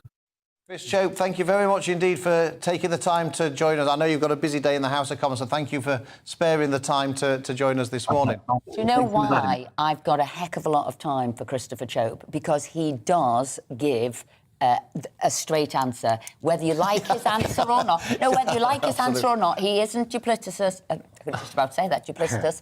He doesn't say what he thinks you want to hear. He actually gives the answer. Well, we're delighted to be joined in the studio now by fellow Conservative MP Michael Fabricant. So, Michael, that was a bit of an earth-shattering reply there from Christopher Chope, wasn't it? So, well, it seems a good place to start with you, seeing that we've got the ball rolling. I'm glad you're asking me that. If whichever candidate wins this contest, will you get behind them and support them? 2 hours ago, I tweeted on this very subject, didn't anticipate that you were going to ask me, and I said absolutely yes, because whoever gets in, my God, we've got to give them support. But having said that, I'm backing Boris. By the way, I'm not doing an impersonation of you, Esther, with your voice. I have so lost my voice over the last... I thought the way you've ruffled your hair today, I thought you were going to say, I'm not doing an impersonation of Boris. not me with my voice. I thought it was you with your hair. Boris does an impersonation of me. I was there before him in the House. So, I mean, you supported Liz Truss right to the very end. Why was that? Well, because I was being loyal, the very thing that you were asking me about. But so you were being loyal, but therefore, does that mean that now you can accept that it was a bit of a shambolic situation, the party? It was shambolic listen, lots of people gave her advice just before she became Prime Minister. I won't mention names, but some very big people said, for God's sake, do not have Kwasi Kwarteng. And I don't want to go into reasons why, because it's a little unfair, but do not have him. And my God, has that been proven to be correct? That was the big mistake. That's what became the shambles. Well, I'm going to get you into a little secret here as well. Philip's looking all shocked now. But something that he said. He also said, because lots of people did give advice, don't do something that is sort of, which it was sort of like a giant experiment, what you want to do. He said, you must just deliver for the public, keep it calm, keep it sort of everything going, and just do what needs to be done to help and support the public. And she didn't do that, and you... Well, I mean, I'd be interested, I know you've just pinpointed that, but I suppose there are certain things along the route that people would blame for Liz Truss's downfall. The first is just appointing people who supported her into the cabinet rather than appointing a broad cross-section. I would agree with that. There was, and you've said Kwasi Kwarteng in particular, but then I guess after that there was the mini-budget, whether that was... Well, that's what I mean. The mini-budget stemmed from Kwasi Kwarteng. But then people might say that sacking Kwasi Kwarteng was the beginning of the end. One bit of advice she took from me. Sack Kwasi Kwarteng. That didn't quite work out, though, did it? I don't think you think a seat was... a fate was sealed at the moment of the mini-budget. That's what you think was the downfall of... So, come on, you want Boris to be... leader. I made the point to somebody earlier that, we had an absolute shambles when Boris was there. We lost the safest seats in the country, or some of them in by-elections. We had a pollster on saying that Boris Johnson had an approval rate of 20%, which was just 6% above Liz's when he left office. We had high taxes. We had the nanny state running riot, even though we had a 70-seat majority. We hadn't tackled anything of the immigration problems. Why do you want to go back to all that? Well, first of all, your opinion guy was from Opinium, and Opinium came out with a poll yesterday saying that Boris Johnson, actually, of all the candidates there might be, and I hear, by the way, that Kemi Badenoch has just ruled herself out. So I think it's just down now to the three of them, Penny Mordaunt, Rishi Sunak and Boris Johnson. Of course, don't forget, they've got to get that 100 And I was going to come on to that. I was going to come on to that because Alice was here before, and she'll come back in, we'll speak later, and she was saying she doesn't think Boris will run. And fundamentally, that is maybe one of the barriers. She was talking about the money he was earning now and the fun that he was having, and she thought he'd moved on. But I think that 100 marker that you've got to have 100 supporters is a big one. Will Boris get it? Because he's nowhere near it at the moment. Tim Montgomery, you ought to have him on the show. Tim Montgomery was saying that he thought it could actually top 140, and it is looking that way. What, for Boris? Well, what I've heard from people normally I respect is that he'll definitely clear the 100 threshold and he could get 140. That's the upper estimate people are telling me. I've got my phone on the desk. I don't usually, but each time I'm getting numbers through of what people are doing and who they're voting for, and you think it's up to 140. I think that's probably the maximum, but I think the 1920... Well, there are suspicions that the 1922 committee might have chosen the threshold partly to keep Boris off the ballot paper. But I think perhaps they've chosen a number too low. I think when we were on together last week, Phil, you mentioned a threshold of about 120. That would have been that would have made it a lot... I'm not sure anybody would have actually got it. That's possible. But he just said he's got 140. Boris hasn't yet decided whether or not he wishes to stand. He's currently abroad. Oh, but Michael, I know that he is watching this programme via GB News, via YouTube, so I am now going to make a direct appeal to Boris. Boris, I know you are watching this. It's the early hours of the morning where you are at the moment. You have got to stand. As Chris Chope said, you're the only one with legitimacy. You have the mandate. You're the one that the people really do support out there in the country. And you know why Starmer attacks you all the time? Because he knows you're the only one who could actually beat him. Let me give you a scenario, Michael. Who could say no to that? I know. I feel compelled myself. Yeah. Well, let me give you a scenario. Boris gets to 100, just over 100, right? He refuses to withdraw from the contest, so he goes to the members. I would say that amongst the members he's virtually certain to win, and we end up back in a situation where you have a leader which never works, where who have a minority of MPs supporting them and voted in by the members. It didn't work for Ian Duncan-Smith. It didn't work for Liz Truss. It didn't work for Ed Miliband. It didn't work for Jeremy Corbyn. That an MP that starts out, a Prime Minister that starts out with a minority of MPs supporting them is doomed to fail. Enough with the lists already. But anyway... Do you not think the same thing would happen again? It would happen. By your argument, it's going to happen 100%. Why? Because if Rishi got it, he will also only have 100 MPs. There are 360 or so Conservative MPs. So, you know, no one, we don't think, is going to pass the threshold of over 50%. So, you know, that would work with Rishi or Penny or anybody else. So, with respect, Philip, it's a nonsense argument. I think whoever gets the most MP supporting them, the pressure will be on the others to drop out. That's what I think will happen, whoever that is. Anyway, this is what we're saying amongst ourselves. But what are you thinking? What do you think should happen? Well, after the break, we'll be discussing the importance of the 1922 committee after the chairman, Graham Brady, said a new Prime Minister will be in place by next Friday. Don't go anywhere.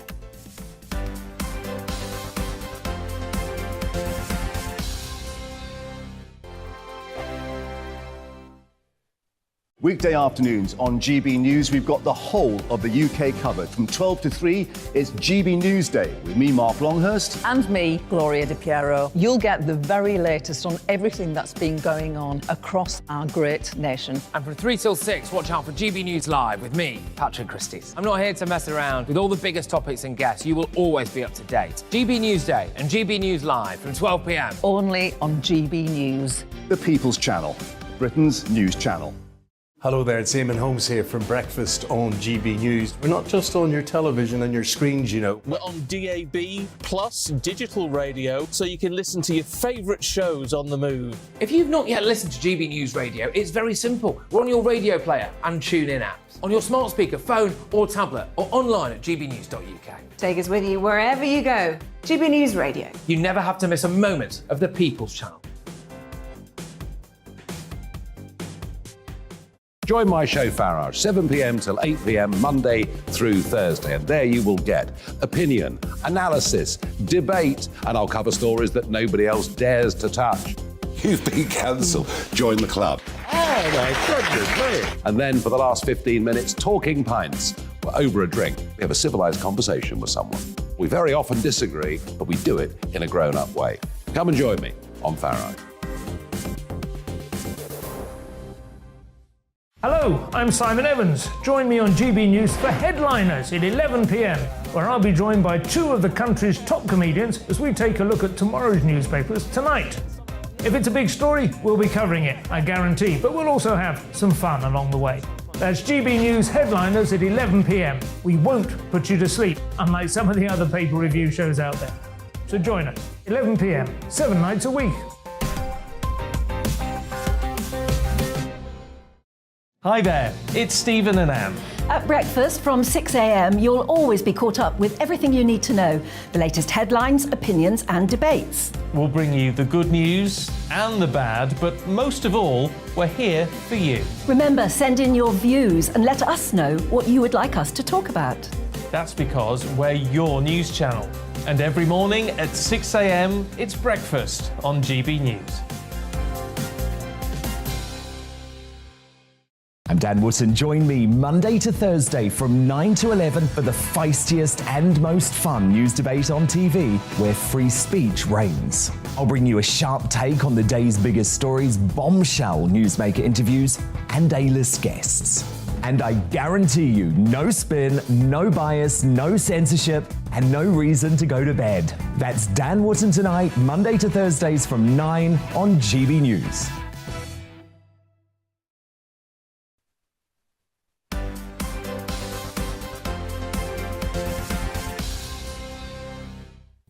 Welcome back to the show. A very lively show indeed. It's 11:24 and we're joined again by Alice Grant and Tim Montgomery. Tim, I'm going to turn to you first because Michael Fabricant was here and he was basically blaming Kwasi Kwarteng for everything. In fact, he said his advice to Liz Truss was don't employ, or not his, sorry, somebody's advice was don't employ him, Kwasi, in that situation. But you feel a bit kind of... Well, I think it's a bit unfair blaming. I think it was a week ago we were noting that, Kwasi Kwarteng had just been fired. Everything moves so fast this day.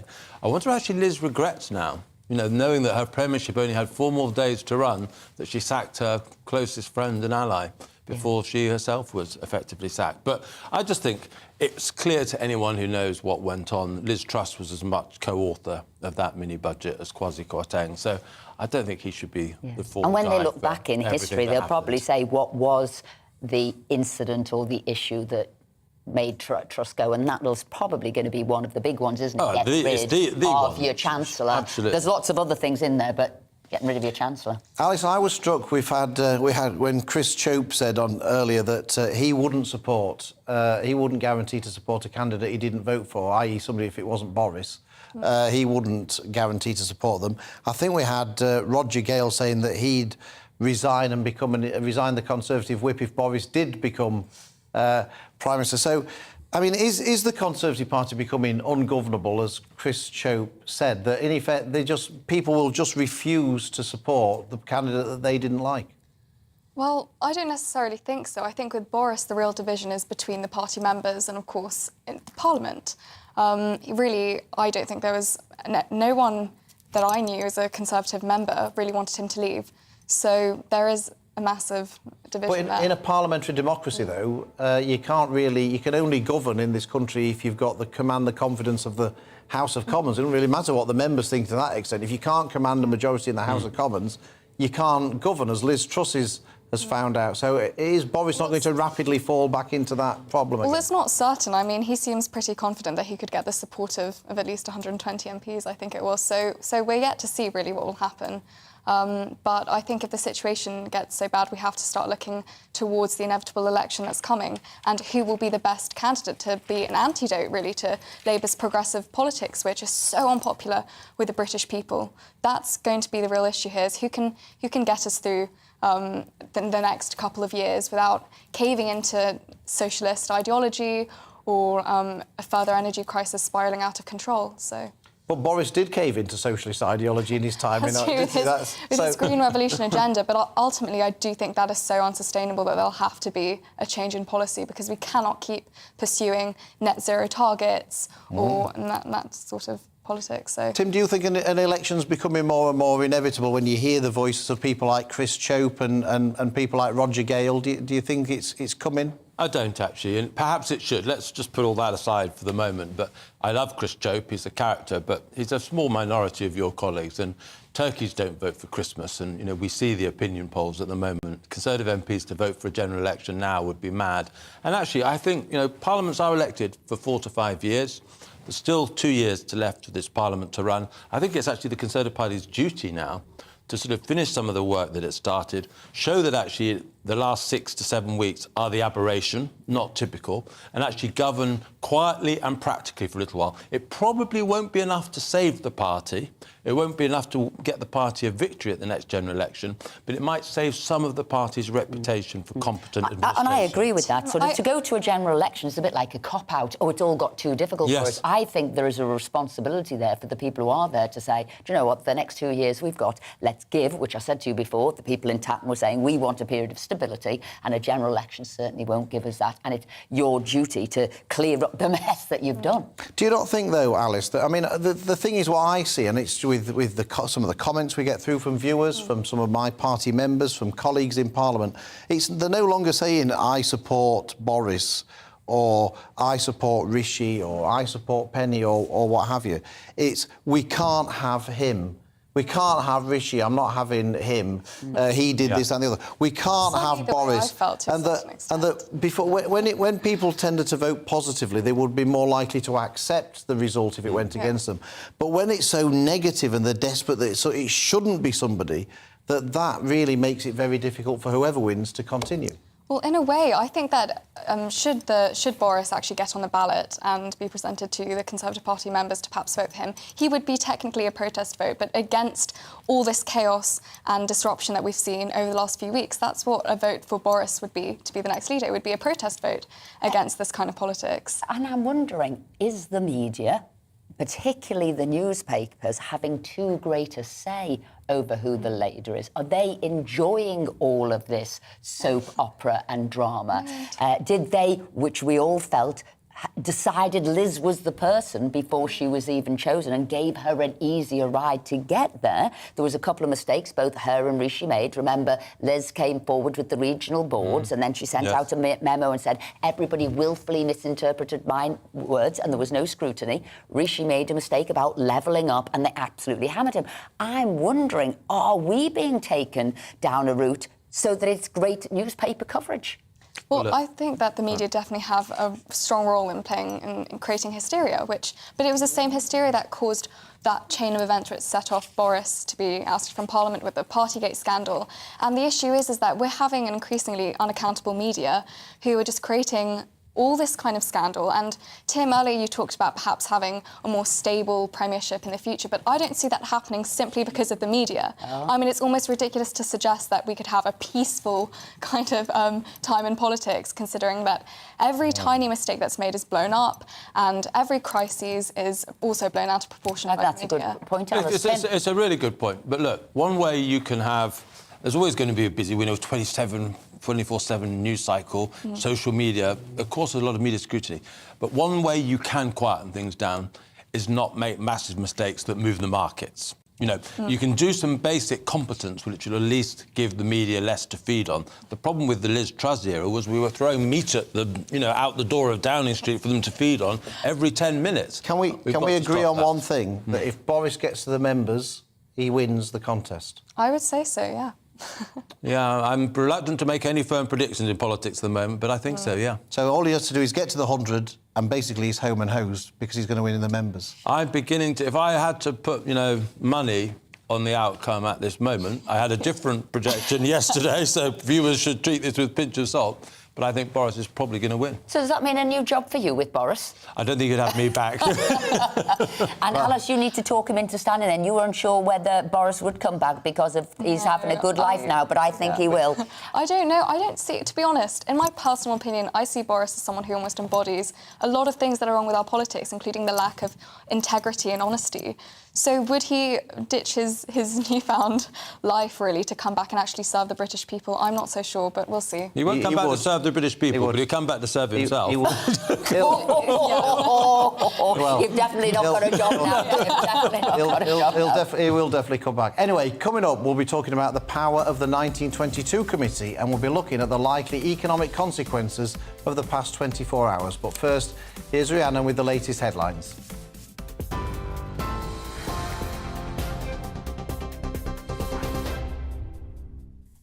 Philip, it's 11:33. Your top stories from the GB newsroom, and we start with some breaking news. Labour has suspended the whip from Christian Matheson and has asked him to stand down as an MP. It's after an independent parliamentary panel recommended he be suspended from the Commons for serious sexual misconduct. The Commissioner for Standards upheld 2 allegations against the MP by a former member of staff. Speculation is growing over whether Boris Johnson will make a comeback as Prime Minister. Business Secretary Jacob Rees-Mogg has become the first Cabinet Minister to back Boris. Candidates to succeed Liz Truss are yet to declare their intentions, but former Chancellor Rishi Sunak and the Leader of the House, Penny Mordaunt, are widely expected to run. Those vying for the Tory party leadership will have to secure 100 nominations from the party's 357 MPs. Labour leader Sir Keir Starmer has criticised the idea of a Boris Johnson return to Conservative leadership. I remind myself that only 3 months ago, Boris Johnson left office because most of those who were serving him on his front bench had declared that he was unfit for office. So to go from the kamikaze budget under Liz Truss back to a man that his own party has declared is unfit for office is the most powerful argument you could possibly have for a general election. And high street stores are feeling the pinch, with the latest figures showing another sales slump last month. Retail sales fell by 1.4%, which is much worse than analysts expected. The Office for National Statistics says food stores saw the biggest drop, with sales falling by 1.8%. The figures reflect ongoing concerns about the cost of living, as well as shop closures during the Queen's state funeral. TV online and DAB+ radio, this is GB News.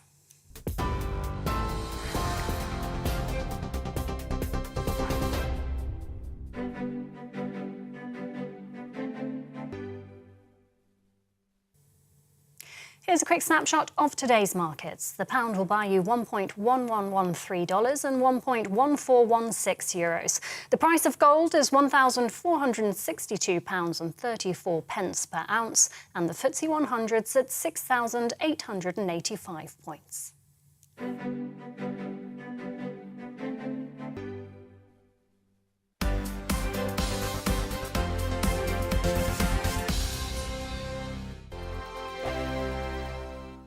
Weekday afternoons on GB News, we've got the whole of the UK covered. From 12 to 3, it's GB News Day with me, Mark Longhurst. And me, Gloria Di Piero. You'll get the very latest on everything that's been going on across our great nation. And from 3 till 6, watch out for GB News Live with me, Patrick Christie's. I'm not here to mess around with all the biggest topics and guests. You will always be up to date. GB News Day and GB News Live from 12 p.m. Only on GB News. The People's Channel, Britain's news channel. Hello there, it's Eamon Holmes here from Breakfast on GB News. We're not just on your television and your screens, you know. We're on DAB plus digital radio, so you can listen to your favourite shows on the move. If you've not yet listened to GB News Radio, it's very simple. We're on your radio player and TuneIn apps, on your smart speaker, phone or tablet, or online at gbnews.uk. Take us with you wherever you go. GB News Radio. You never have to miss a moment of the People's Channel. Join my show Farage, 7 p.m. till 8 p.m. Monday through Thursday. And there you will get opinion, analysis, debate, and I'll cover stories that nobody else dares to touch. You've been cancelled. Join the club. Oh, my goodness me. And then for the last 15 minutes, talking pints. We're over a drink. We have a civilised conversation with someone. We very often disagree, but we do it in a grown-up way. Come and join me on Farage. Hello, I'm Simon Evans. Join me on GB News for Headliners at 11 p.m, where I'll be joined by 2 of the country's top comedians as we take a look at tomorrow's newspapers tonight. If it's a big story, we'll be covering it, I guarantee, but we'll also have some fun along the way. That's GB News Headliners at 11 p.m. We won't put you to sleep, unlike some of the other paper review shows out there. So join us, 11 p.m, 7 nights a week.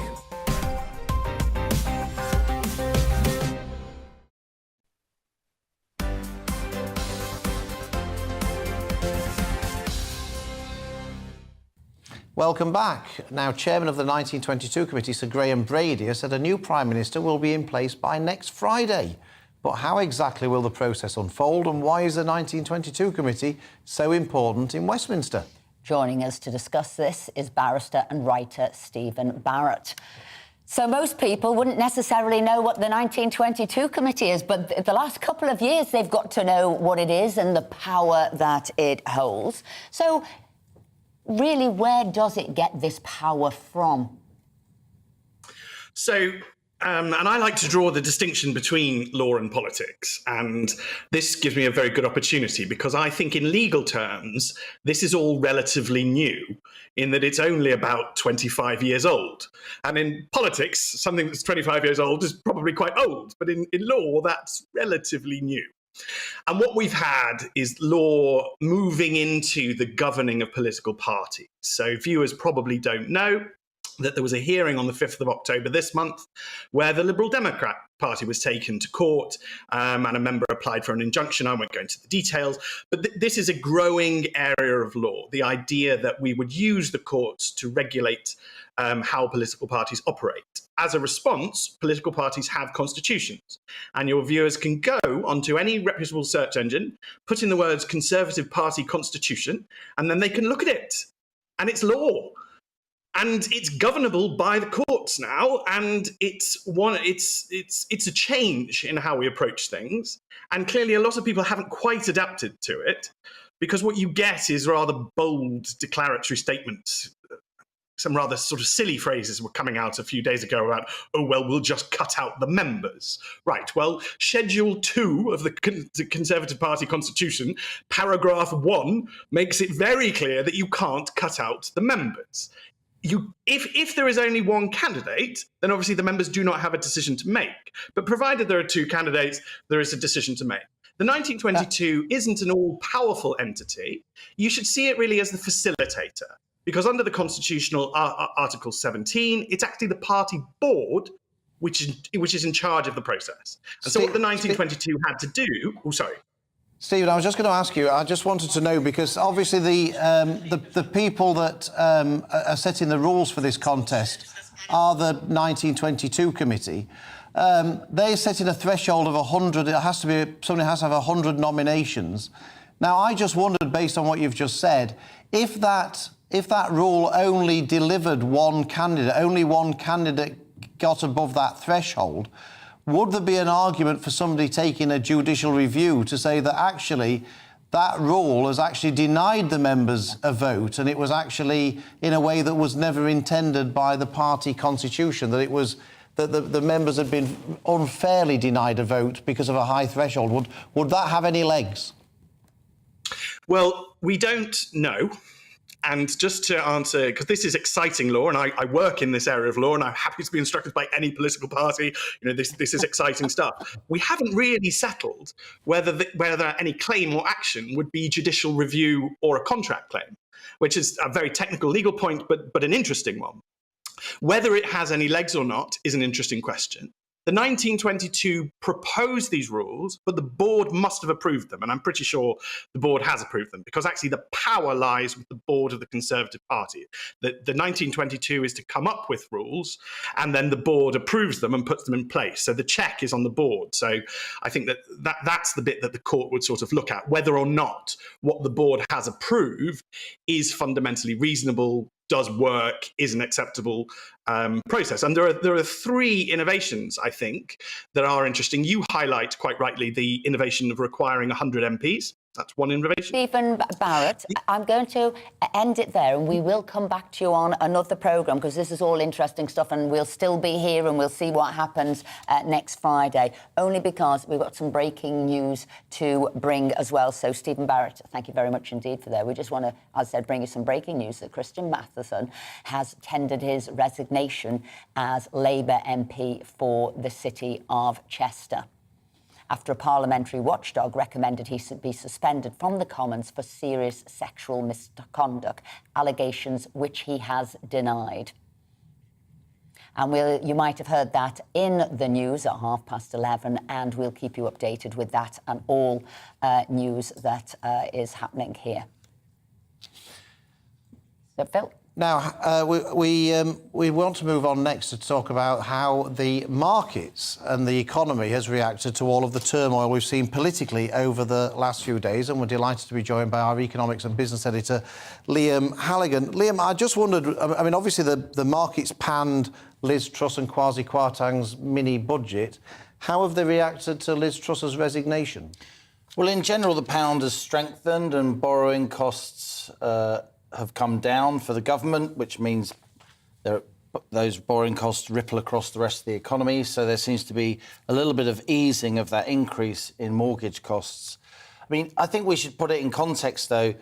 The markets were already very febrile before the mini-budget, and the spike up in borrowing costs, actually, and the lowering of the pound began when the Bank of England failed to increase interest rates as much as was expected the day before the mini-budget. It's important to keep hold of that context, Phil, and also the fact that mortgage rates have been going up, for a long time now. In January, average mortgage rates were about 2.5% or 3%, and in September, before the mini-budget, they were about 5.5%. So while the mini-budget clearly aggravated all of that, I think it was parts of it were politically quite tin-eared and a bit too over-ambitious, too much too soon. Even the outgoing Prime Minister has admitted that herself. This is part of a long-term trend, and no politician, I'm afraid, no central bank can stop the fact that interest rates will continue to rise as we move away from this decade after the financial crisis of 2008-9 of ultra-low interest rates. This is just a long-term global trend. Is there an idea in the market as to who would be the best of the potential candidates to replace Liz Truss? Is there a favoured candidate in the city? I think undoubtedly Rishi Sunak is seen as the person with the sort of financial background. He's obviously worked for various investment banks and so on. He speaks the city's language, and they see him as sort of culturally one of their own. On the other hand, if I was a currency trader, I'd be thinking, who's actually going to bring the most stability to this now almost ungovernable parliamentary party? And it's not Rishi Sunak. The person who would probably bring the most stability, and it's, I can't believe I'm saying this, but it probably is the former Prime Minister, Boris Johnson. That's just the reality of politics. So that's an interesting concept there. It's not what people might guess. Who knows this world inside out? This is his former sort of career, not Rishi. Actually, it's stability people are craving for, not knowledge of the sort of economics and finance. As you're saying, stability trumps all. I think that's right. Other people may take a different view, but I can't see how Rishi Sunak is going to stabilise the Conservative Parliamentary Party. I think him becoming party leader would be incendiary among a lot of the backbenchers and indeed particularly among the Conservative Party across the country. And how about Jeremy Hunt, who's the new Chancellor? Do we need stability there, and does he need to remain as Chancellor, or would you be looking for a new one? When you've had 4 Chancellors in as many months, Esther, what's important is that a Chancellor holds on to the job for a while, even more than what he or her actually says. It's clear that while a lot of people find Jeremy Hunt distasteful, he came last in the leadership contest, and he was a Remainer. A lot of the parliamentary party and the party in the country don't like that. He was pretty hardcore on COVID lockdown. Again, a lot of the party, a lot of Conservatives in the country don't like that. He's clearly a sensible, competent man who can cut political deals. So I think to remove the Chancellor would be seen as unnecessary uncertainty being brought in. But let's be clear, there is huge uncertainty. So I was on Nigel Farage's show last night and talking to many GB News viewers and listeners down in Deal and Kent. And it's absolutely clear. Does the triple lock now hold? Liz Truss said it did. She's now out on her ear, so we don't know. Will this increase in corporation tax go ahead? Many millions of small businesses want to know that. We simply don't know.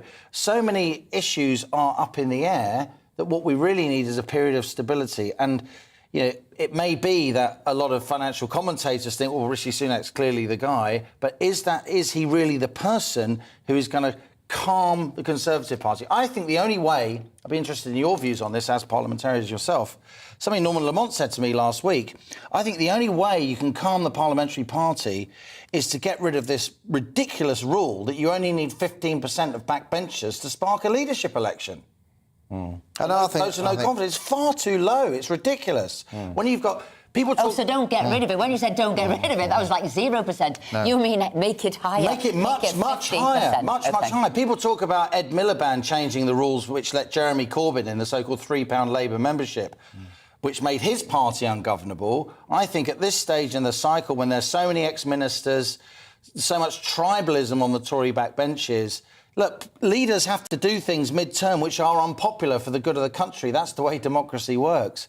And while you've got that 15% threshold, I think that's far more damaging, far more consequential than Ed Miliband's Labour leadership rules. I mean, is it fair to say that whoever wins this leadership contest, the economic policy is not going to be that much different? It's clear that there's not much scope at the moment for tax cuts. There's clearly going to be pressure on public expenditure. I mean, is it fair to say that whoever wins, economically, there's not actually now not going to be much difference? I still think this is much, much more of a political crisis than an economic crisis. You know, the political class, the media class completely lost their mind over a reduction in the top rate of tax that was £2 billion, which is loose change. It was badly presented, it was ill-timed, it was politically inept to do it now. You should do it when the country's feeling flush. But I think this is more of a political than an economic crisis. So I think the economic policies won't be all that different depending on who's in power. But just finally, Phil, what I'd say is this. We've just seen some new numbers out from the ONS, the Office for National Statistics, and government borrowing, what we call the public sector net deficit, in September alone was £20 billion. This is before the mini-budget. And the OBR's estimate was £14.8 billion. So this is the highest ever September borrowing on record. Last September, it was 17.8 billion. So 17.8 billion to 20 billion, even though we should have shaken off, the impact of lockdown on the economy by now. So there is a lot of borrowing knocking around. That's why I think whoever is Prime Minister, whoever is Chancellor, they do need to tread very, very carefully. But in the end, and talking to people in the city about this, just this morning, we do need growth. And if you keep raising taxes, you're not going to get it. Absolutely. Liam, thank you very much, as always, for that. Words of wisdom. Absolutely. I'm going to do some views here. David from Salisbury says, I don't care who gets in as long as they sort out the migrants and get rid of green agenda and net zero. Cliff says, why do the parliamentarians think that they have the right to go against the will of the members? We're the ones that do the groundwork and walk the streets canvassing for them. They need to give us some respect. And that's exactly spot on. And Derek from Westcliff-on-Sea asks, how do MPs vote? On an individual form or on a name? Well, it is a private ballot. All the names are there, and you put your cross as you would if voting in any election. You put it in, and then you obviously put it in the ballot box, so it is a private vote. And Graham from Liverpool says, regardless of the runners, what the country needs is a right-wing Tory party, which we haven't had for years and the country is crying out for. James says, I believe the Conservatives will lose the next general election, whoever is the leader. This means that the next PM and Conservative leader would only have a 2-year term and be out. I think Boris Johnson would win more seats for the Conservatives compared to anybody else, and the Conservatives need to think of damage limitation. They need to spend the next 2 years working out who can take the party forward from that position. Yes, thank you for your views. We do enjoy reading them. Now, let's end the show on a lighter note with the latest showbiz news. Joining us now is Sarah Robertson, journalist and royal and showbiz commentator. So, yes, you've got to raise our spirits there. There's been a lot going on. It's been quite ding-dongy. It's been huge amounts of fun. But what is going on in the world of showbiz? Lots of fun going on in the world of showbiz. Esther, yes, let's just raise the tide. Yeah, let's make everyone feel good. Lots of bristles and prickles and things, like Meghan. Oh, yes, Meghan, again, she is just the gift that keeps giving in terms of showbiz and royal reporting. Meghan has, again, come into the firing line. This time, Whoopi Goldberg has spoken out against her. Yes, the actress from Ghost has rejected Meghan Markle's claims from earlier this week that she felt objectified and like a bimbo when she starred on her big break in TV, which was Deal or No Deal. That was when she came on as a briefcase girl to serve the people that were entering the competition on the show.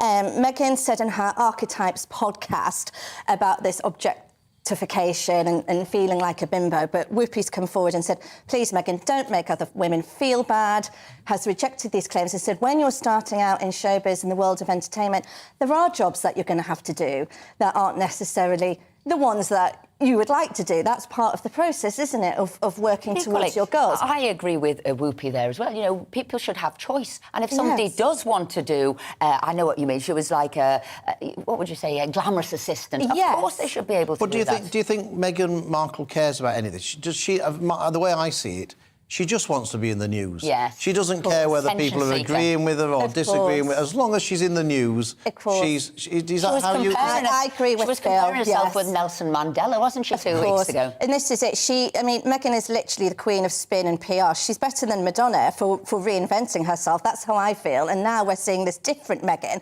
So we've just seen another video from her this week for the interview that she gave to Variety, where she's now painting herself as this mom who loves to play Scrabble, who makes a mean bolognese sauce, you know, like cookie cutter, girl next door, all-type mum figure. So she's reinventing herself yet again. But I'm glad that Whoopi Goldberg's come out and spoke for women, because what she's saying is that other women are having to do these jobs, and why should they feel bad for doing a good job? Carrying on of what the on the royal Duchess of Sussex thinks. Yeah, but carrying on the royal theme, the Crown. Yes, of course, now the Crown. This is very exciting. So Dame Judi Dench wrote a letter to the Times of London this week calling it cruelly unjust to Netflix for not making viewers aware that the Crown is fiction.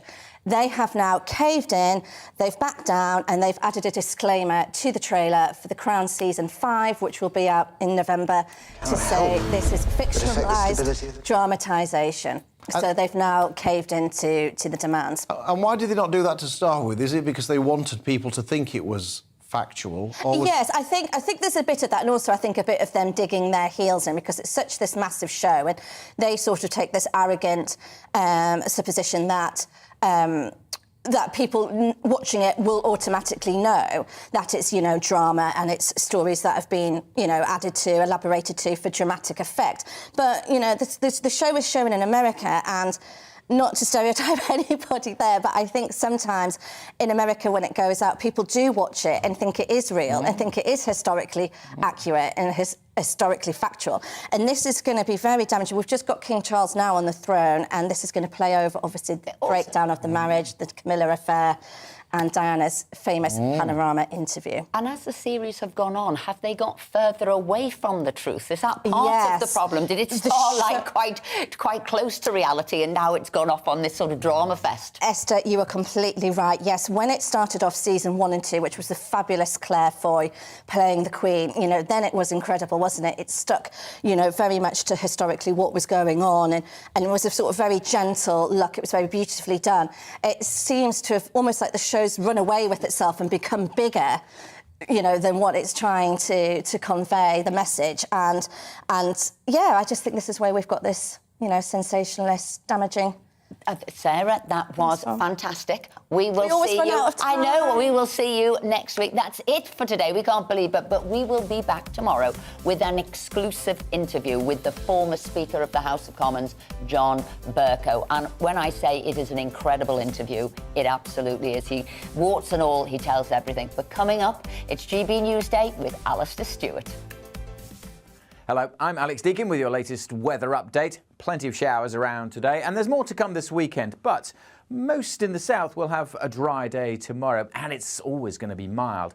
We're always going to be dominated by low pressure, however. This one's been squeezing up from the southwest overnight. The isobars quite close together, so blustery showers continue to affect Wales and southwest England, spreading into Northern Ireland now and parts of southern Scotland too. Eastern England's 1 or 2 showers around, but generally here it's a lot drier than it was yesterday. The downpours, though, turning quite heavy for a time around the middle of the day for southwest England and extending up across Wales and into the Midlands. Far north of Scotland, staying fairly misty and murky, 11 or 12 here. Elsewhere, we're in the mid or even high teens with some sunshine across the southeast. 20 Celsius is possible. There will be some heavy downpours that get across to eastern areas, though, through this evening, so bear that in mind if heading out onto the roads, the M1, the M25. We'll see a lot of spray and surface water, and showers will continue through the night across parts of northern England and Northern Ireland. But further south,